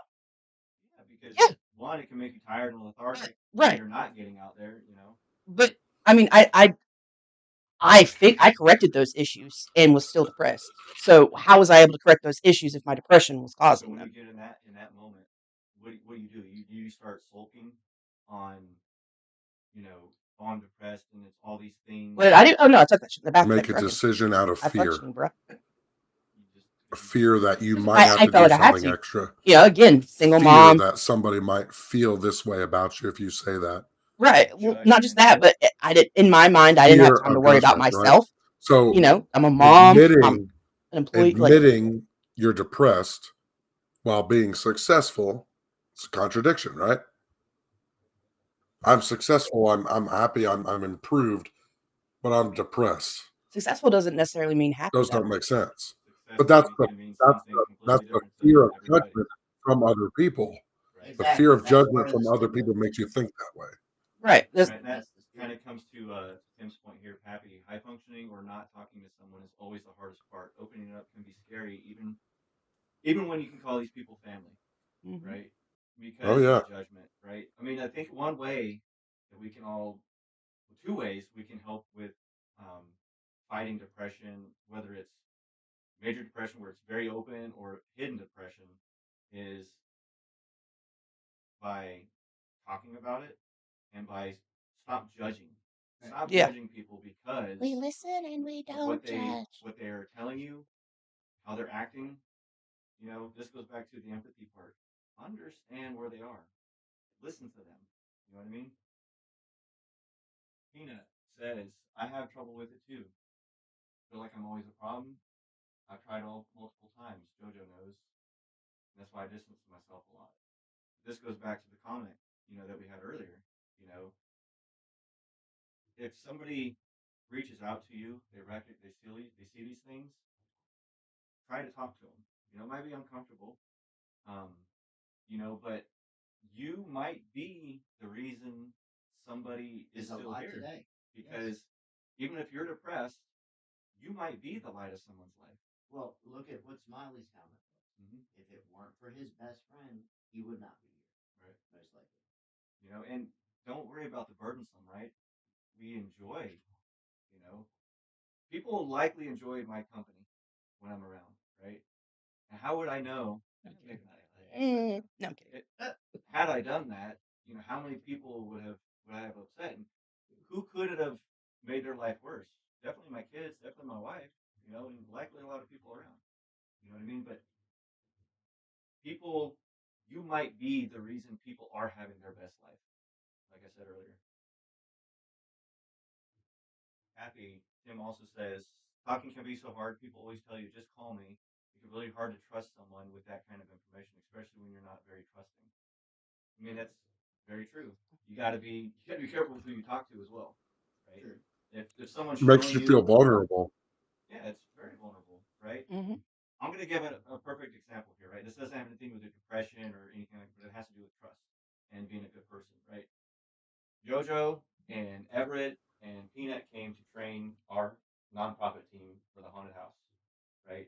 They came here on their own dime. We paid for the hotel from the nonprofit, but they came here on their own dime. We fed the whole group, but they did all that, right? We saw they were good people. They wanted to come back to help us out and make sure our opening night for the haunt went off without a bang, right? We're like, cool, would y'all really do that for us? They're like, yeah, we'll do. We see you guys are trying to do good things, blah, blah, blah. I'm like, well, y'all just stay with us. And they're like, what? You would really do that? I'm like, yeah, well, we talked about it as a family. Like, you guys haven't shown anything to not trust you, right? And until you prove otherwise, mi casa su casa. Like, that's who I am, and that's who we are as a family, right? Is it right? Is it wrong? It's right for us, right? So if anybody else wants to judge us for it, you know, that's on them. This is our life. This is our house. We've accepted y'all in. You're now living with us, right? Right. You have done nothing to prove otherwise, right? I'm saying this because if someone's proven that they're not trustworthy, they're likely not someone you want to be sharing this information with. Tim's point, right? Right. But if they haven't, you know, I'm not saying give them the chance, but open the door, Right. open the gate a little bit. You know what I mean? Because you might, like I said earlier, you might realize that you guys actually have a lot more in common than you think, and you're running into the same problems, same thoughts. They might need to have the same conversation, and they want to have it with you, and they're scared to open that door. And you extending that olive branch could be not only beneficial for you, but them as well. And I say, Yeah, you to know, open that open dialogue. if someone opens that gate, right, and is reaching out, and you don't open the gate all of the way, right, because if that person, I guess what I'm trying to say is, if they open the gate and that person hasn't given you a reason to not trust them, why not open the gate the rest of the way, and let them in and talk to them? You know what I mean? Um, and I know people have been burnt by trusting people. You and I've talked about this.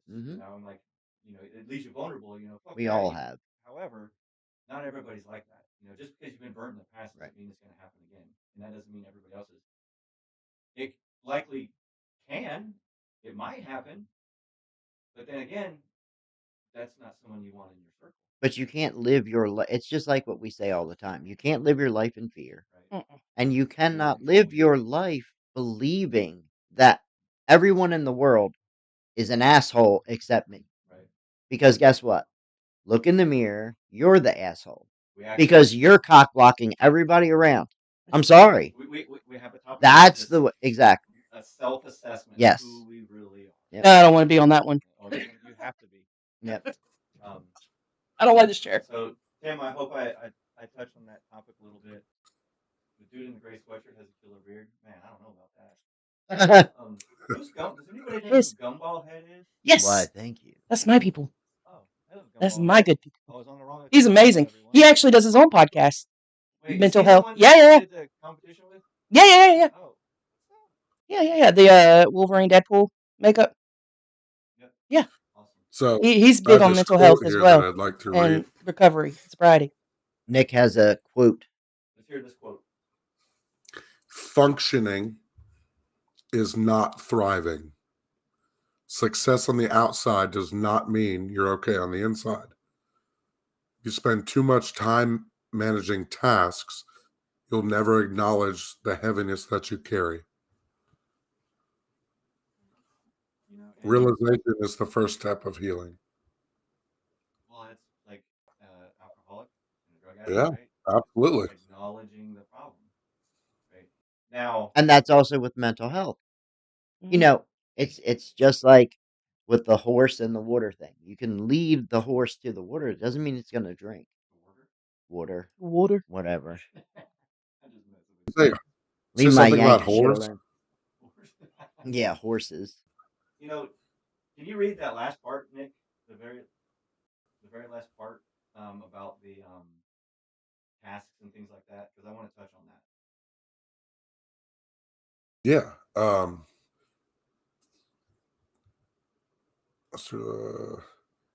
If you spend too much time managing your tasks, you'll never acknowledge the heaviness that you carry every day. So some people can say people try to stay busy, right? Yeah. But I am that person. I was going to say earlier, how many times, Joe, have you said that you stay so busy? Because if not, you'll be in your head, I'm gonna and your be. head I isn't where don't you want want to to be be. in my head. It's a dark place. If I'm sitting around and I start thinking, this is the cycle, right? Like, and I've recognized it. If you can recognize the cycle, it's easy to break it. The cycle is I get down, I'll start doing the social media thing, I start looking, right? And then then I start feeling upset that I spent so much time on it. Then I start thinking of everything that I haven't been doing, and then it's a cycle. Right? So I don't like to be stagnant. Right. I like to be busy. Some people will be like, "Well, you're busy and you're trying to hide something." No, I don't want to hide anything. That's why I have to stay busy. Right. You know what I mean?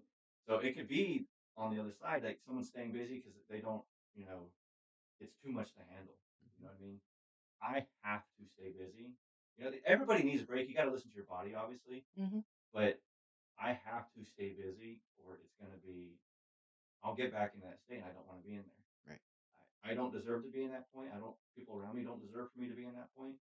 So I need to. I need to do these things. Right. And but the things you were doing are also very positive for you, and they're very fulfilling for you. And so it helps your mindset to keep you from going to those dark Right. places. And I Yep. honestly feel that I have a positive impact on people around me. Like I feel it, I Absolutely. sense it. That's why I want to 1000%. continue to do it. Right. I mean, And no, it's you suck. I want to have that impact. That's why we're You here. do. Like, You know what I mean? Whether it's cliche or not, even this it has a matters. huge impact. You know, I tell people this all the time. I talked to a buddy at work about this not long ago. Cliches are cliches for a reason, Hmm. and I like using them because they matter. You know what I mean? You can roll your eyes all you want. I don't care. So, um, so there's some behavioral changes, right? Overworking or overachieving is a distraction, and it is. Like I've always been a hard ass worker, always overachiever, you know. And thinking about it, a lot of those times I was like I am now, but it's nowhere near. It was bad, like bad, bad. Hmm. I was hiding things, like things I was not happy with, things I was struggling with. Like I did these things right here to mask those things. Right? Everybody around me like, damn, you're just always busy, you know? You can Well, work yourself to death. you know, Well, that's the hope but when you now get in that mode. I where mean, before literally. it was I am depressed, I have all these thoughts. Now I stay busy because I don't want to get Right, into those thoughts exactly. again. Yep. You know, because if I get into those thoughts, it's gonna snowball. I know it's going to snowball, Yep. right? Um, If and that's what you avoiding were doing before because you were depressed, how do you tell the difference now if you're doing the same thing to not be depressed? because before it got deeper and heavier and like literally that weight, that pressure, and I was more depressed, more tired, not wanting to do anything. Now, like yes, I was busy, but I didn't really want to do those things. You know, if that makes sense. You know what I mean? It was a different pressure You on were me. going through the motions. Yeah, I now I'll, I I'm not saying I don't get into depressed moments because 100% I do. You know, but I try not to stay stagnant because I know the cycle I'm going to get myself into if I do. You know, if I sit around and I start doing these things, it's going to get me in that mind. Now, even going to bed is a struggle sometimes because I'll start thinking, Hmm. was I productive today? Did I do anything? Did I piss anybody off? You know, like I start getting in that mindset. That's when it's time to put my social media away. That's when it's time to just start cycling and go to bed. Right? You got it's hard to identify these things, but once you do, it's easy. It's easier to nip Manage it in and the bud. maintain. Yep, and manage and maintain exactly. You're But not another, saying that you don't. I'm sorry. no, go ahead. You're not saying that you don't feel your feelings and that you don't, you avoid situations. You just no longer allow yourself to live in them. Right. And now the difference is, like I said, fuck not talking about it. You know, and I don't want to, like no, I'm only because that's not it. It's that's not it. But if I don't talk about like these conversations and just checking on people and like that helps my mental state, checking Hmm. on others, seeing how they're doing, right? Um, so everybody's got to find what works for them. Like you said earlier, Nick, it's different for everybody. You know what I mean? Different. Everybody handles these different grief. You know, people handle depression differently. People handle stress. And Um, people's depression and grief and everything like that, it literally, you can see the differences as well. But something that I really challenge people to learn the definitions, right? There's sadness and there's depression. They are very different things, you can know. you explain that? Well, I mean, you can be sad and you could be sad for a week. You could be sad for a month. That doesn't mean it's depression Hmm. because 9 times out of 10 in those 30 days of feeling sad, you had plenty of time where you weren't sad. It's just easy for you to associate it and say, "Oh, I've got depression because I felt sad every day for 30 days." No. So, until it is effectively diagnosed, that's, you know, but I'm not saying don't reach out for help. Yes, you Right. can't just identify and say, "Yes, I'm sad and I feel like this and everything like that." It's just sadness. And sadness turn into depression. Absolutely. and depression has sadness elements in it. But some people, it's just everyone's manifests differently. Right. One of the biggest things I think that we keep beating in the head um, is conversing about it, right? Having Mhm. the courage to converse about these things, right? Because avoiding those emotional um, conversations and those feelings, um, holding them in will build up. And everybody, I don't care what they say, everybody has a breaking point. I'm not necessarily saying suicide or anything like that. No, Everybody has a breaking point. It could be anger. It could be just giving up. Not giving up as in doing yourself in, but giving up on caring about anything, and you just give up. You're not no effort on anything. Go through the motions of life. Yep. Get by. Um. So this is a fact, and I wanted to put this in here because this was me, right? A 2022 study in Psychological Magazine found that people with high functioning depression often excel in careers or caregiving roles, leading to delayed diagnosis. Because on the outside they look fine, yep. and they're doing these things to hide it and all that, but they're only dealing it within themselves. Um, so we got to Sometimes break the that hiding is stigma. subconscious.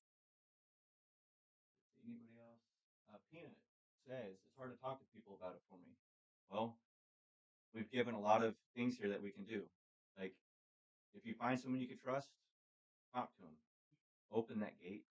If they open the gate, if they haven't given you a reason not to trust them, open the gate the rest of the way. Hmm. Let them walk through and come give you a hug and talk it through.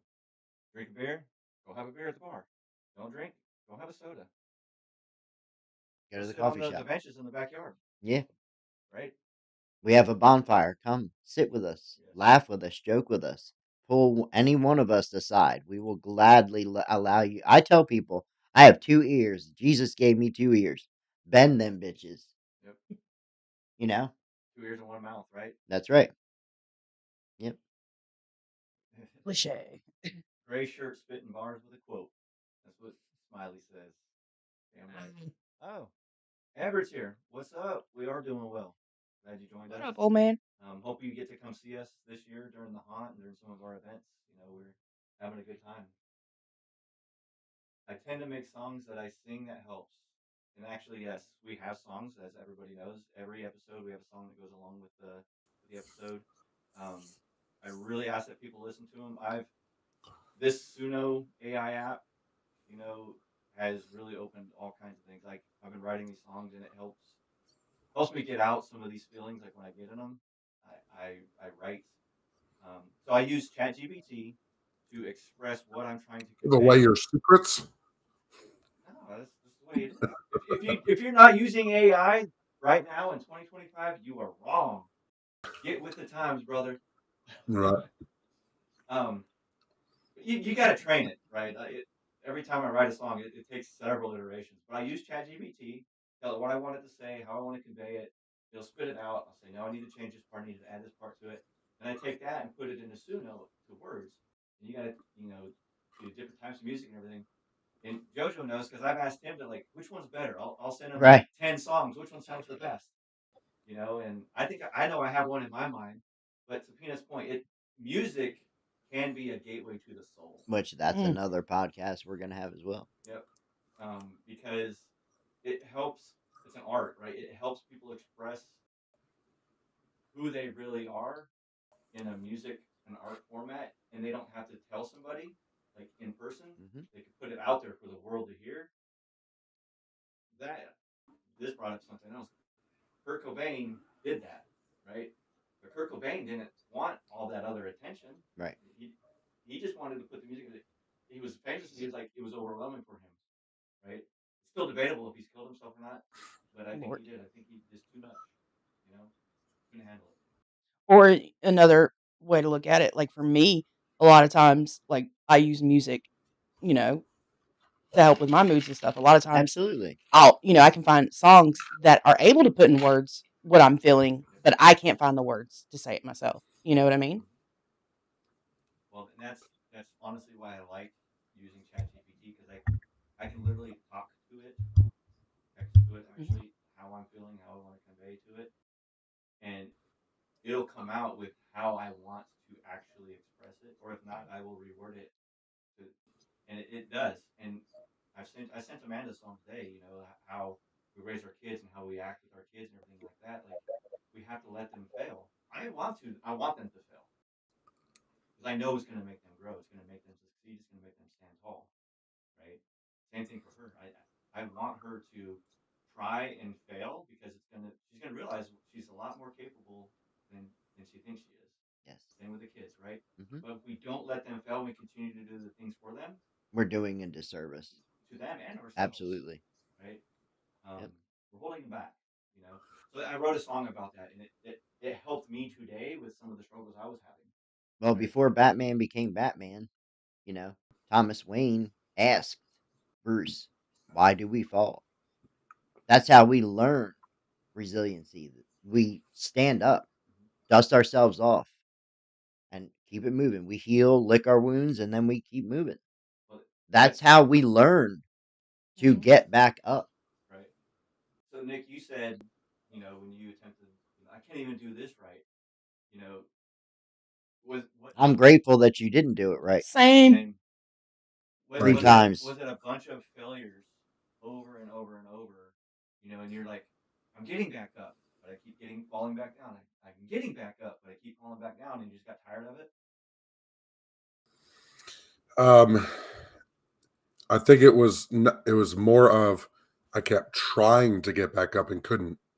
Right. Not it wasn't the roller coaster of going up and down. It Exactly. was the attempts of going up that never happened. Yeah, because you were down so far. It was like Yeah, just attempting to stand up. The ceiling is already down, and like right, you can't even stand up Do you think on it your would own have two been right. a feet. lot easier for you if you had opened up to somebody and let them know? It would have been easier to let them lend you a helping hand to get back up. At the time, no. No, if you could go back and opened up, do you think it would have been easier? Knowing what I know now, probably yes, yes. But at Because that the time, the people the your people that mindset's not there. expressed that they cared about me would have moved the earth for me, and I didn't see that at the time. Right. And Yeah, I I didn't believe, feel that at the time. and I know you well enough now that I know you would move the earth for just anybody Oh, that you're absolutely. associated with, Oh anybody in yeah, your circle, you know. And my brother wrote a song about this actually, right? Let the people be there. His is kind of geared towards the religion side and everything, but it really relates to there's nobody there for me, life sucks. But then when he slows down and realizes these people are actually here for me, mhm. they are there for me. They've been here all along, right? So it's basically God's telling him they've been here all along. You just haven't let them be there for you. You know what I mean? So in Everett here, he says, don't ever let stuff build up to the breaking point. You'll hurt other people as well as yourself. And we touched on that, Yep. right? Mhm. You don't realize But it you is don't such know a what that simple is. thing. What's that? You don't know what that is. The, What the breaking point is, yeah. right? Everybody's is You can different. build Yeah. and build and build and build and build, and it'll either break or keep building. Right. Well, I, I honestly thought I wouldn't have a breaking point because I had done so well just dealing with life, right? Right. Mm. And I've had many people tell me, "How do you do it? How do you do it? How do you do it?" And that alone added more pressure. And that's why I truly believe everybody has a breaking point. Oh, The breaking absolutely. Mhm. point might not be suicide. The breaking point can be just to giving up on everything else, But it's still a volcano. exploding on somebody else. Exactly. Yeah, but the explosion isn't just that's not just the volcano. The volcano, the culmination the suicide could be the eruption. Hmm.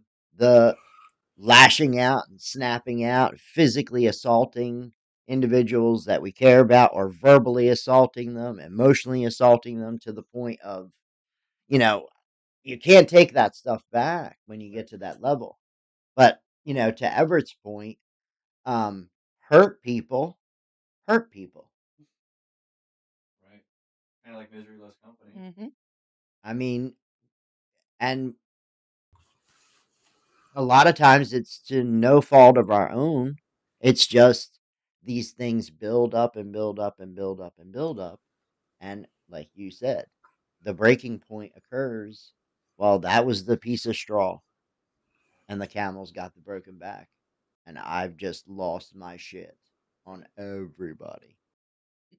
And Once then you get out of I'm too exhausted. survival mode, you can thrive.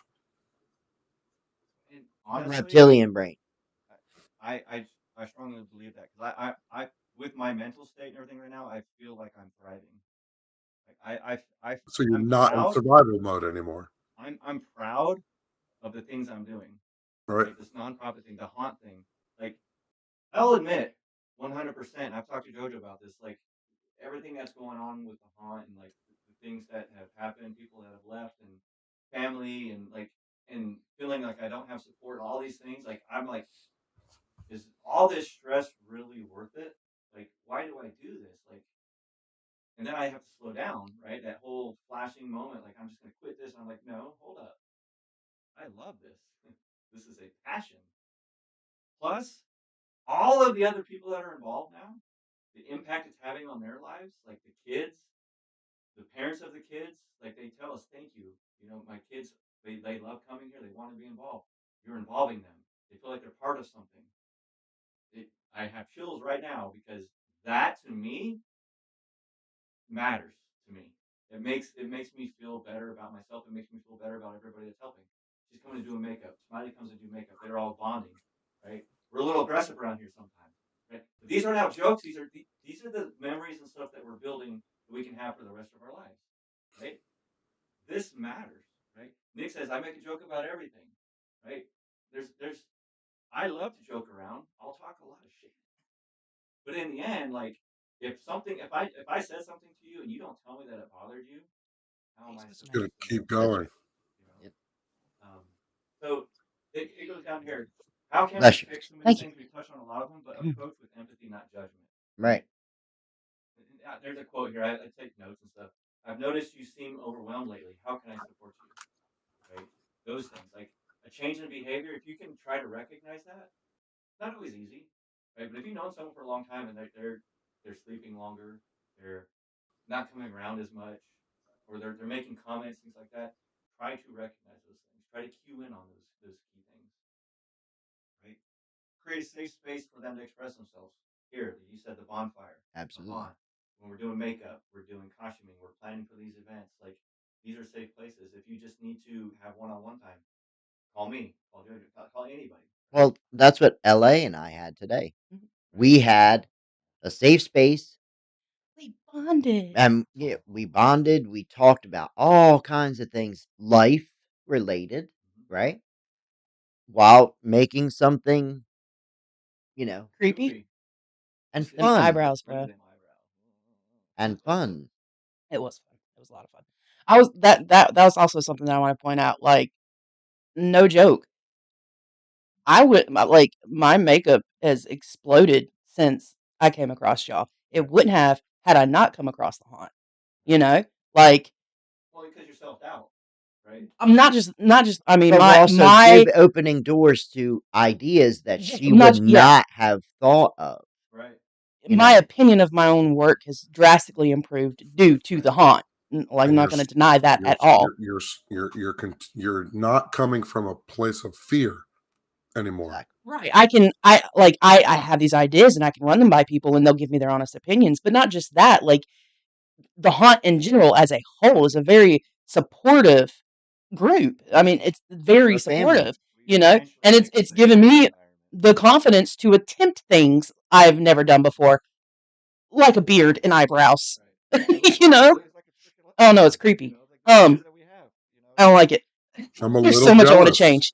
he's a, Um, actually, if we trimmed it up a little bit, it might look like him. right? That's what. But like, no, like, I mean, you never realize the impact. I mean, and if you'd succeeded, you know, L.A. Rogers, SFX would not exist. You know, I mean, but it took yourself to get to that point too, to believe and listen right? and But having support right. and having No, people it matters. and feeling like when they say they care, they genuinely care. You Right. know what I Right. mean? Like Yep. it's not just a group of friends. Like we're a family. Right. Like we are a family. You know, We and you can intentionally feel make that. it that way. Yeah, and you can feel that. You know, and Like, it's not just me. Like, again, you mentioned all the kids, I'm not going to name names because they're minors and stuff, but all of our whole little group, like, we have a whole group of teenagers that you can see from the beginning of the haunt this year to the end of the haunt this year, their confidence Right. in They're themselves. thriving. The little Yeah. relationships that Oh my happen. God, the cute little relationship. But they're thriving and their confidence in themselves have improved, and Love it. none of that would have happened if you succeeded. You don't realize the impact you could have on others in life just by being you, And that's on it. What I'm doing is a very intentional thing because I know it makes an impact. And even when I have those moments, he's like, "You have the passion. You can't give up on it." Like I realize that because it's not just passion for me. It's it's also showing my kids what we are capable of. Mhm. Right? Mhm. They're like, "How do y'all do so much? How do you do that?" Because I can, and if we focus on things, you make time for the things that are important to you, Mhm. right? We're not focusing 100% on the haunt and all this stuff. We talk about it a lot, but it's not what we do all the time.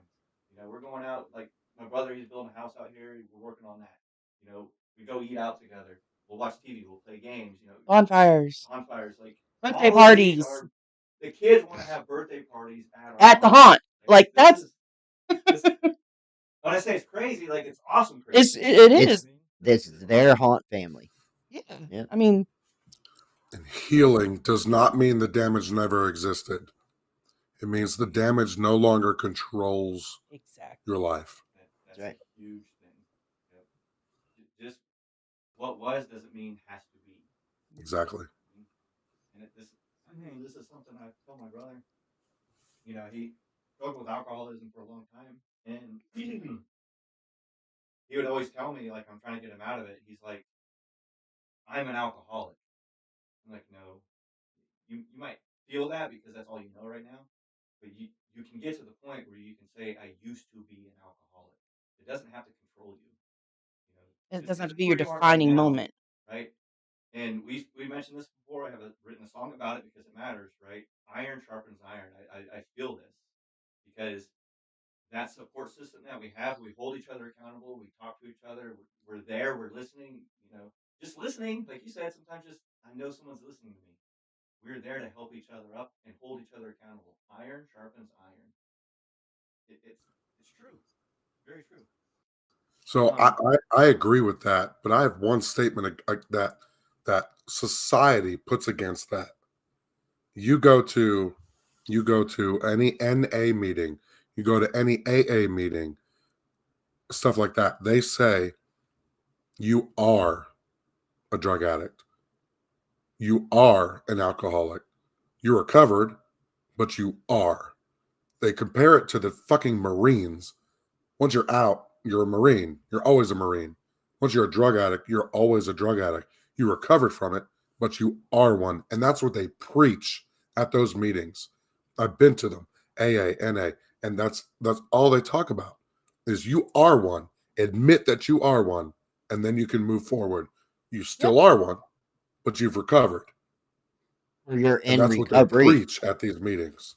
But the thing with NA that I will defend till the day I die is yes, that is what they preach. You are in recovery until you die, Mhm. right? The alternative is to die in addiction, right? There is very vast difference. So the reason why you are identified as an addict or an alcoholic or dual is to remind yourself that's where I came from. I've got 14 years. This year in November, I will have 15 years. I will, when I die, I will die in recovery, but I will not be an active addict or an active alcoholic, but I was an alcoholic that passed away not from addiction while in recovery, clean and serene. Even to take it off of that aspect with my diabetes, there's such a different viewpoint on that. Like, I've literally had one doctor tell me you cannot cure diabetes. You can have it under control, Right. but once you're a diabetic, you're always a diabetic, because if you're not taking your medicine, or I'm not on medicine, or it's not diet controlled, like you're not actively controlling the way you eat and stuff like that, you'll slide right back into it.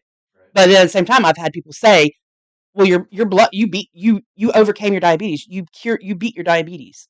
No, I'm still a diabetic. If I don't properly, maintain my diet and exercise routines and stuff like that, I will slide right back into it. Like Right, my that's A1C will. remission. Yeah, it's the same. I feel like it's the same thing with alcoholism and It's drug recovery. addiction. Yeah. You're always an alcoholic. You're always a drug addict. You have it under control. You are a recovering or recovered drug addict, or you're recovering or recovered alcoholic. You're always, just because he's got Recovered 15 years means you're clear. at the end Yeah, of it, he's still though. an alcoholic. That You you don't want don't to hand have him to a do beer. anything else. You know what I mean? Even though he's got 15 years, you don't want to hand him a beer. You don't want to throw a bunch of alcohol in front of him. He's still an alcoholic. If he's tempted, he could easily backslide into that same spot. I feel like admitting and addressing and always stating, I am a drug addict or I am an alcoholic, it reminds you that you're not the same as the average person. You've got things that are, your mind is different. Your chemistry is different. You've got things that are going to affect you differently than they would affect someone who isn't an alcoholic or who hasn't dealt with drug addiction. And you have to look at things. You can't tell me somebody somebody who's never had an issue with alcoholism or drug addicts, that their mind works the same as someone who has. You know what I mean? This person is normally, they're avoiding certain situations, even years down the road when they can be in those situations. They still are looking at things differently than a regular person would. Right. Not that they're any different or any. I'm not saying regular as in someone who isn't an addict. They're not looking at situations the same way. It changes their perspective. So I don't necessarily feel like constantly, like, being reminded, no, you're always a drug addict or you're always an alcoholic is a bad thing. I'm always going to be a diabetic. I just got that junk managed. What? Ellie says, LA's being a little aggressive with the mic. Might want to move it away slightly. That's messed up. Passion. Well, Passionate. well, this is the way, like when I would teach it, that there is Love you, the Smiley. Love him. Jerk. the He also said Nick ain't gonna need much makeup for St. Patty's Day. Right? but there's a distinct difference between recovery, recovering, and recovered. Mhm. Anything That's ED, what I'm trying to wrap my mind around. recovered Process. means you're at the end of that, right? You've recovered from surgery. You have healed. Your body has healed. You're able to, like, you have major knee surgery, right? You recovered from the surgical aspect of it, right? And you'll probably have to wear a brace and stuff like that to maintain, right? But you are recovered from the surgery. Now, what was done to it, right, can happen again. In But you don't recovery, talk about it the rest of your life. no, because you have recovered from that. I will never, I will never recover completely until the day I am gone. Because addiction will forever be in my ear, whispering to me, I can make you feel better.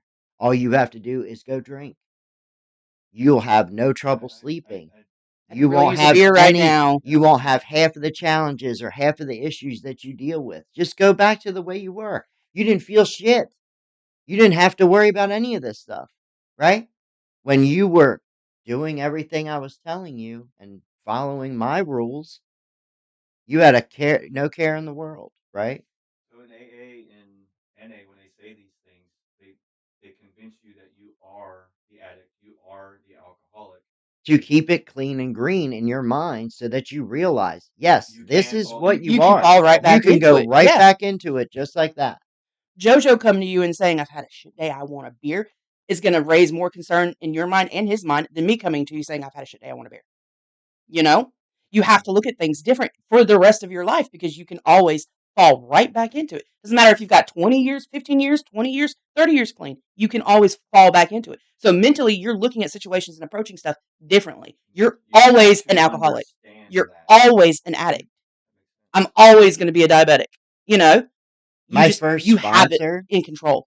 met his wife in recovery.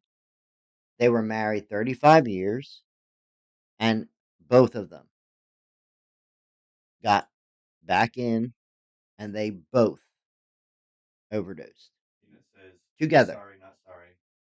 How do you not struggle with the suicide thoughts and thinking you're a failure when you keep upsetting the person you love the most or the people you love? How I am now. Well, I can tell you this, and I tell my son this, and you, my son. What are you doing yourself to not upset the people around you? This will go with the podcast in a couple weeks. You have to do an assessment, right? If you're upsetting that person and it's continuously, are you doing something wrong, right? You have to assess yourself. You have to be able to slow down. If you're doing these things and you're talking about these things and it's the same things over and over and over, stop doing those things, right? Mm, It might be an addictive thing. but at the same time, though, if you're not doing anything wrong, it could very well be a them issue. True, You but if make You you it know, sound you don't want obvious to. You easy don't. too. You don't want to. It's like flipping a If my husband, switch. I'm sorry, if you I didn't mean to but cut if Nick off. no, my point is you have to try. Yeah, Right? You Right. have to try. It has to be a conscious effort.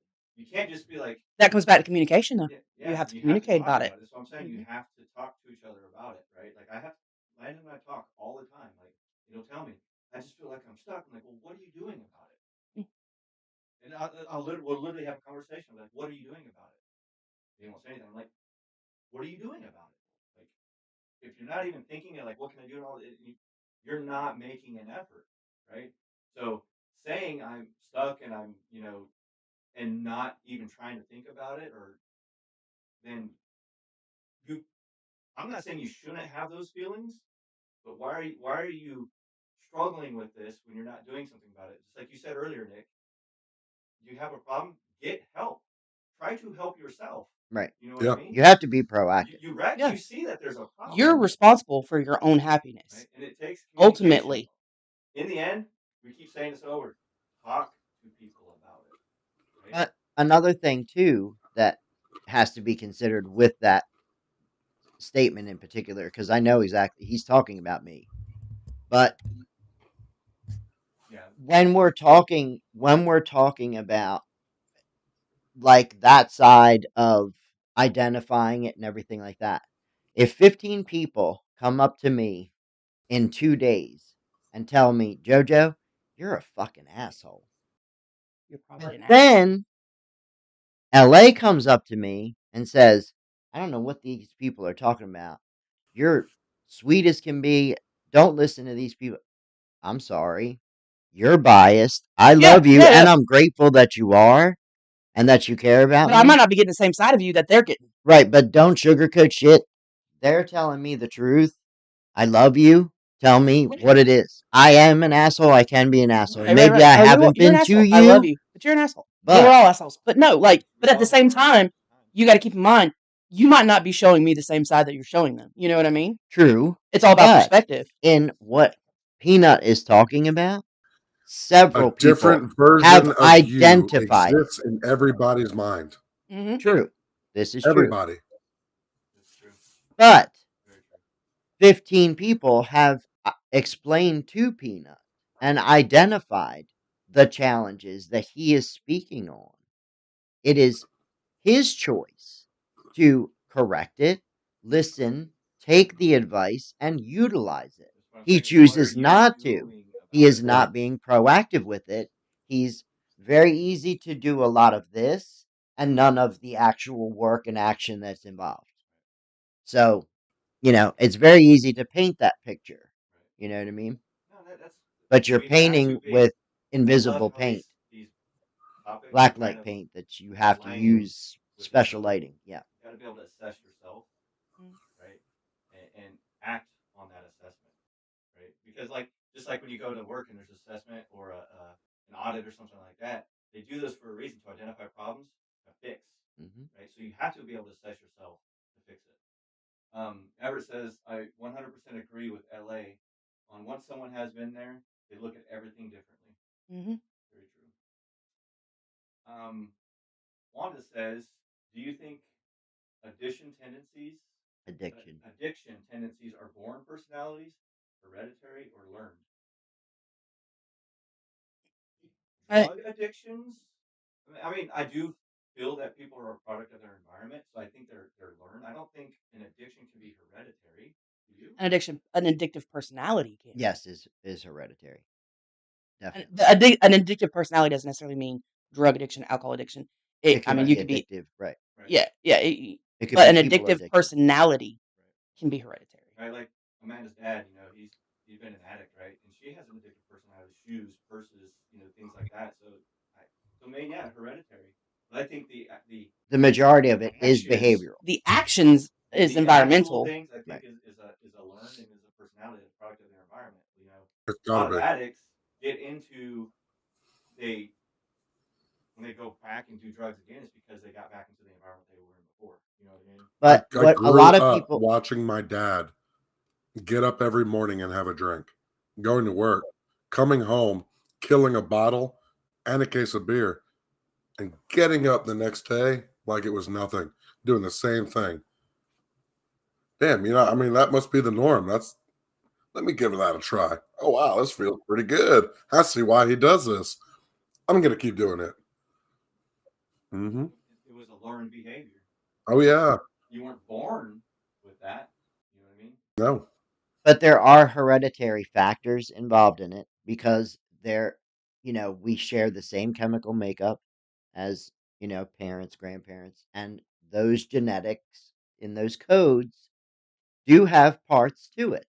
So there is science to prove that there is hereditary genetics involved with addictive personalities, especially on like the alcoholism and actual drug, the mind altering, mood altering sides, you know. The depression side of it. I grew up. My mom was always tired and sleepy. She was always busting her ass and working, right? And I always wondered, like, why is she laying around? Like, and I can relate now. She always wanted to be alone, but she had a lot of traumatic things. Her parents killed themselves. She was molested as a kid. And all these things, right? She never tried to kill herself that I know of, right? Um, so I don't know. I don't know how she did it, with everything going on in life and everything. But I think that's one of the reasons I also wasn't able to pull the trigger, literally. Um, so I want to go through here again. Stop judging each other. Be there for each other. Um, we when we leave out, there's a disclaimer that has help for mental awareness, things like that. There's helplines. Those are on there. We play them before we start and after, right? Because it's important. There is help there, whether it's professional or not. This is not professional help. Although JoJo's been a counselor and a therapist and things like that, this is not intended to be professional help. This is friends, family getting together, talking about these things because they matter to us. Um, this is not intended to be professional advice. Seek the help from a professional if you need it. Right? If you don't think you need professional help, you just need someone to talk to. We're all here. We'll be there for you. And listen to the song. Be a glow stick, right? Sometimes you got to break before you can shine. Yeah. Right? You making that shit up yourself? No, he's Googling it. That's that chat GPT. No, I'm kidding. Chat GPT. You sucker. Yeah, good man. Yeah. He said, so the other thing is, I want to end this out, right? Checking regularly, always being, how you doing? Checking, I'm thinking about you, brother. I'm here, sister, all these things. If you tell someone you're going to hold them accountable, they're going to hold you accountable, right? We're going to do these things. That's what we're here for. We're friends. We're family. We care about each other. We love each other, right? Education, raise awareness. Um, this is the final closing statement. Before I have a closing statement, Nick, do you have anything you want to close out with? No, sir, I'm good. Leela. I just want to say that, if you're listening and you know me in any way, shape, or form, and you need somebody to talk to, you can call me. Let me know if you just need me to listen or if you want advice, but call me. Right. Absolutely. Morning, noon, night, doesn't freaking matter. Like, I would much rather sit on the phone with somebody at 2 a.m. and let them get it off their chest and get it out than to have to go to their funeral 2 weeks And later. then wake up at Exactly. 7 a.m. and find out that they did themselves Right. at 2 a.m. Right. Don't call me. I got enough problems. Jojo. Same here. I'm just kidding. I'm just kidding. Reach out, reach out, reach out, reach out, Same reach here. out. Don't call you. You got enough problems. No, reach out, reach out, reach out. No, reach out. Because It's not a laughing matter, you know. But what we do need to understand is some people deal with trauma differently. Yes. Some people are and have to joke about these types of things to get it off their chest. You know, other people can't hear about it because it really upsets them, right? This is an environment of friends that understand each other, and we're trying to understand each other, right? We can joke about these things because we know the reality of it, right? Um, if you we called know Nick at 2 a.m., he would pick up and he'd be there for 100%. you, and he'd sit on the phone with you. He can talk all the smack he wants. Like, Nick, I need a hoodie. He's like, all right, wear this Terran Highway 127 one I got on right here. There you go. Here you go. Take it up. Yeah. And then wear my old man glasses that I have on too. We were talking about this last night. All right, so again, we have two songs I'd really like to play. I don't have one loaded, so I'm going to load it to Facebook. I want people to listen to that one.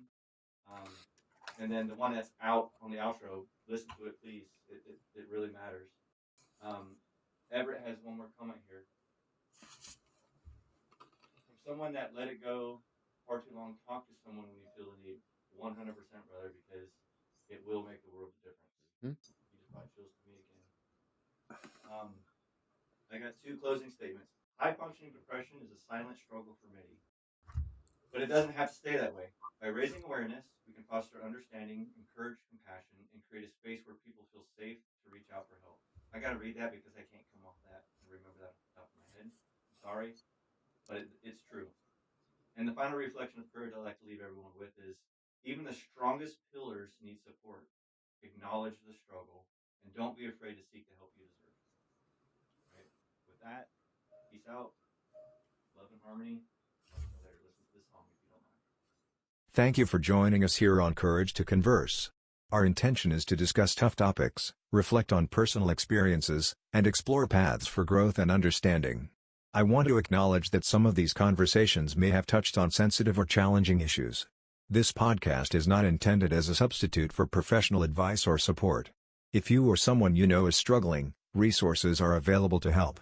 In the U.S., you can call or text 988 for the Suicide and Crisis Lifeline, or text HOME to 741741 to reach the crisis text line. Remember, our goal here is to spark meaningful conversations while fostering respect, understanding, and personal growth. See you next time.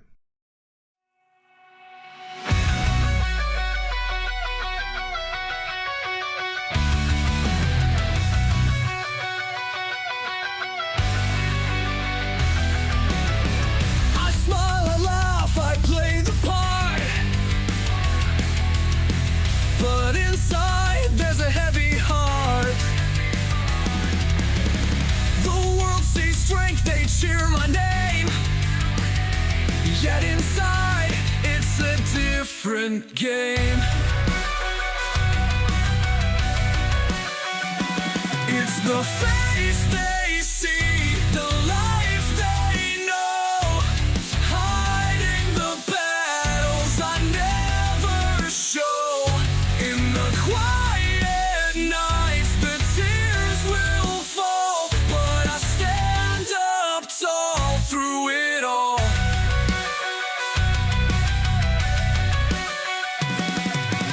Success surrounds, the world applauds,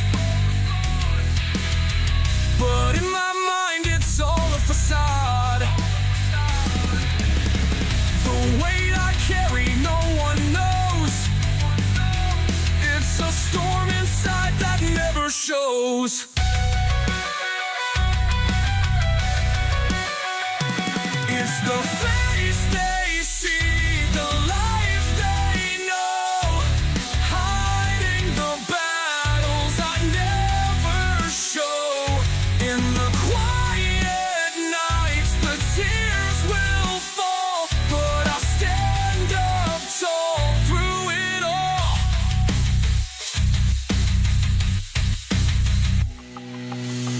Behind the laughter, behind the grin, there's a fight within I cannot win. I long for peace, I long for light, but the shadows pull me through the night.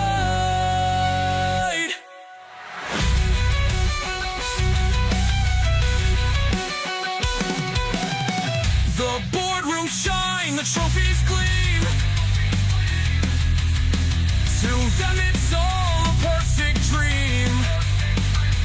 But beneath the glow, the pain resides.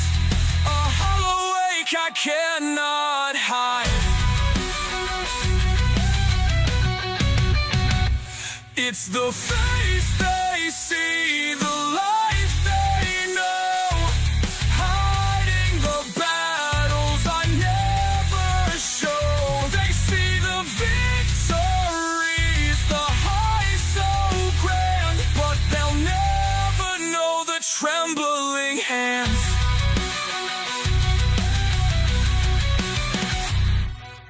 Break the silence, shatter the glass. Find the courage to let it pass. The truth can shine, the pain can fade. Together we'll stand unafraid.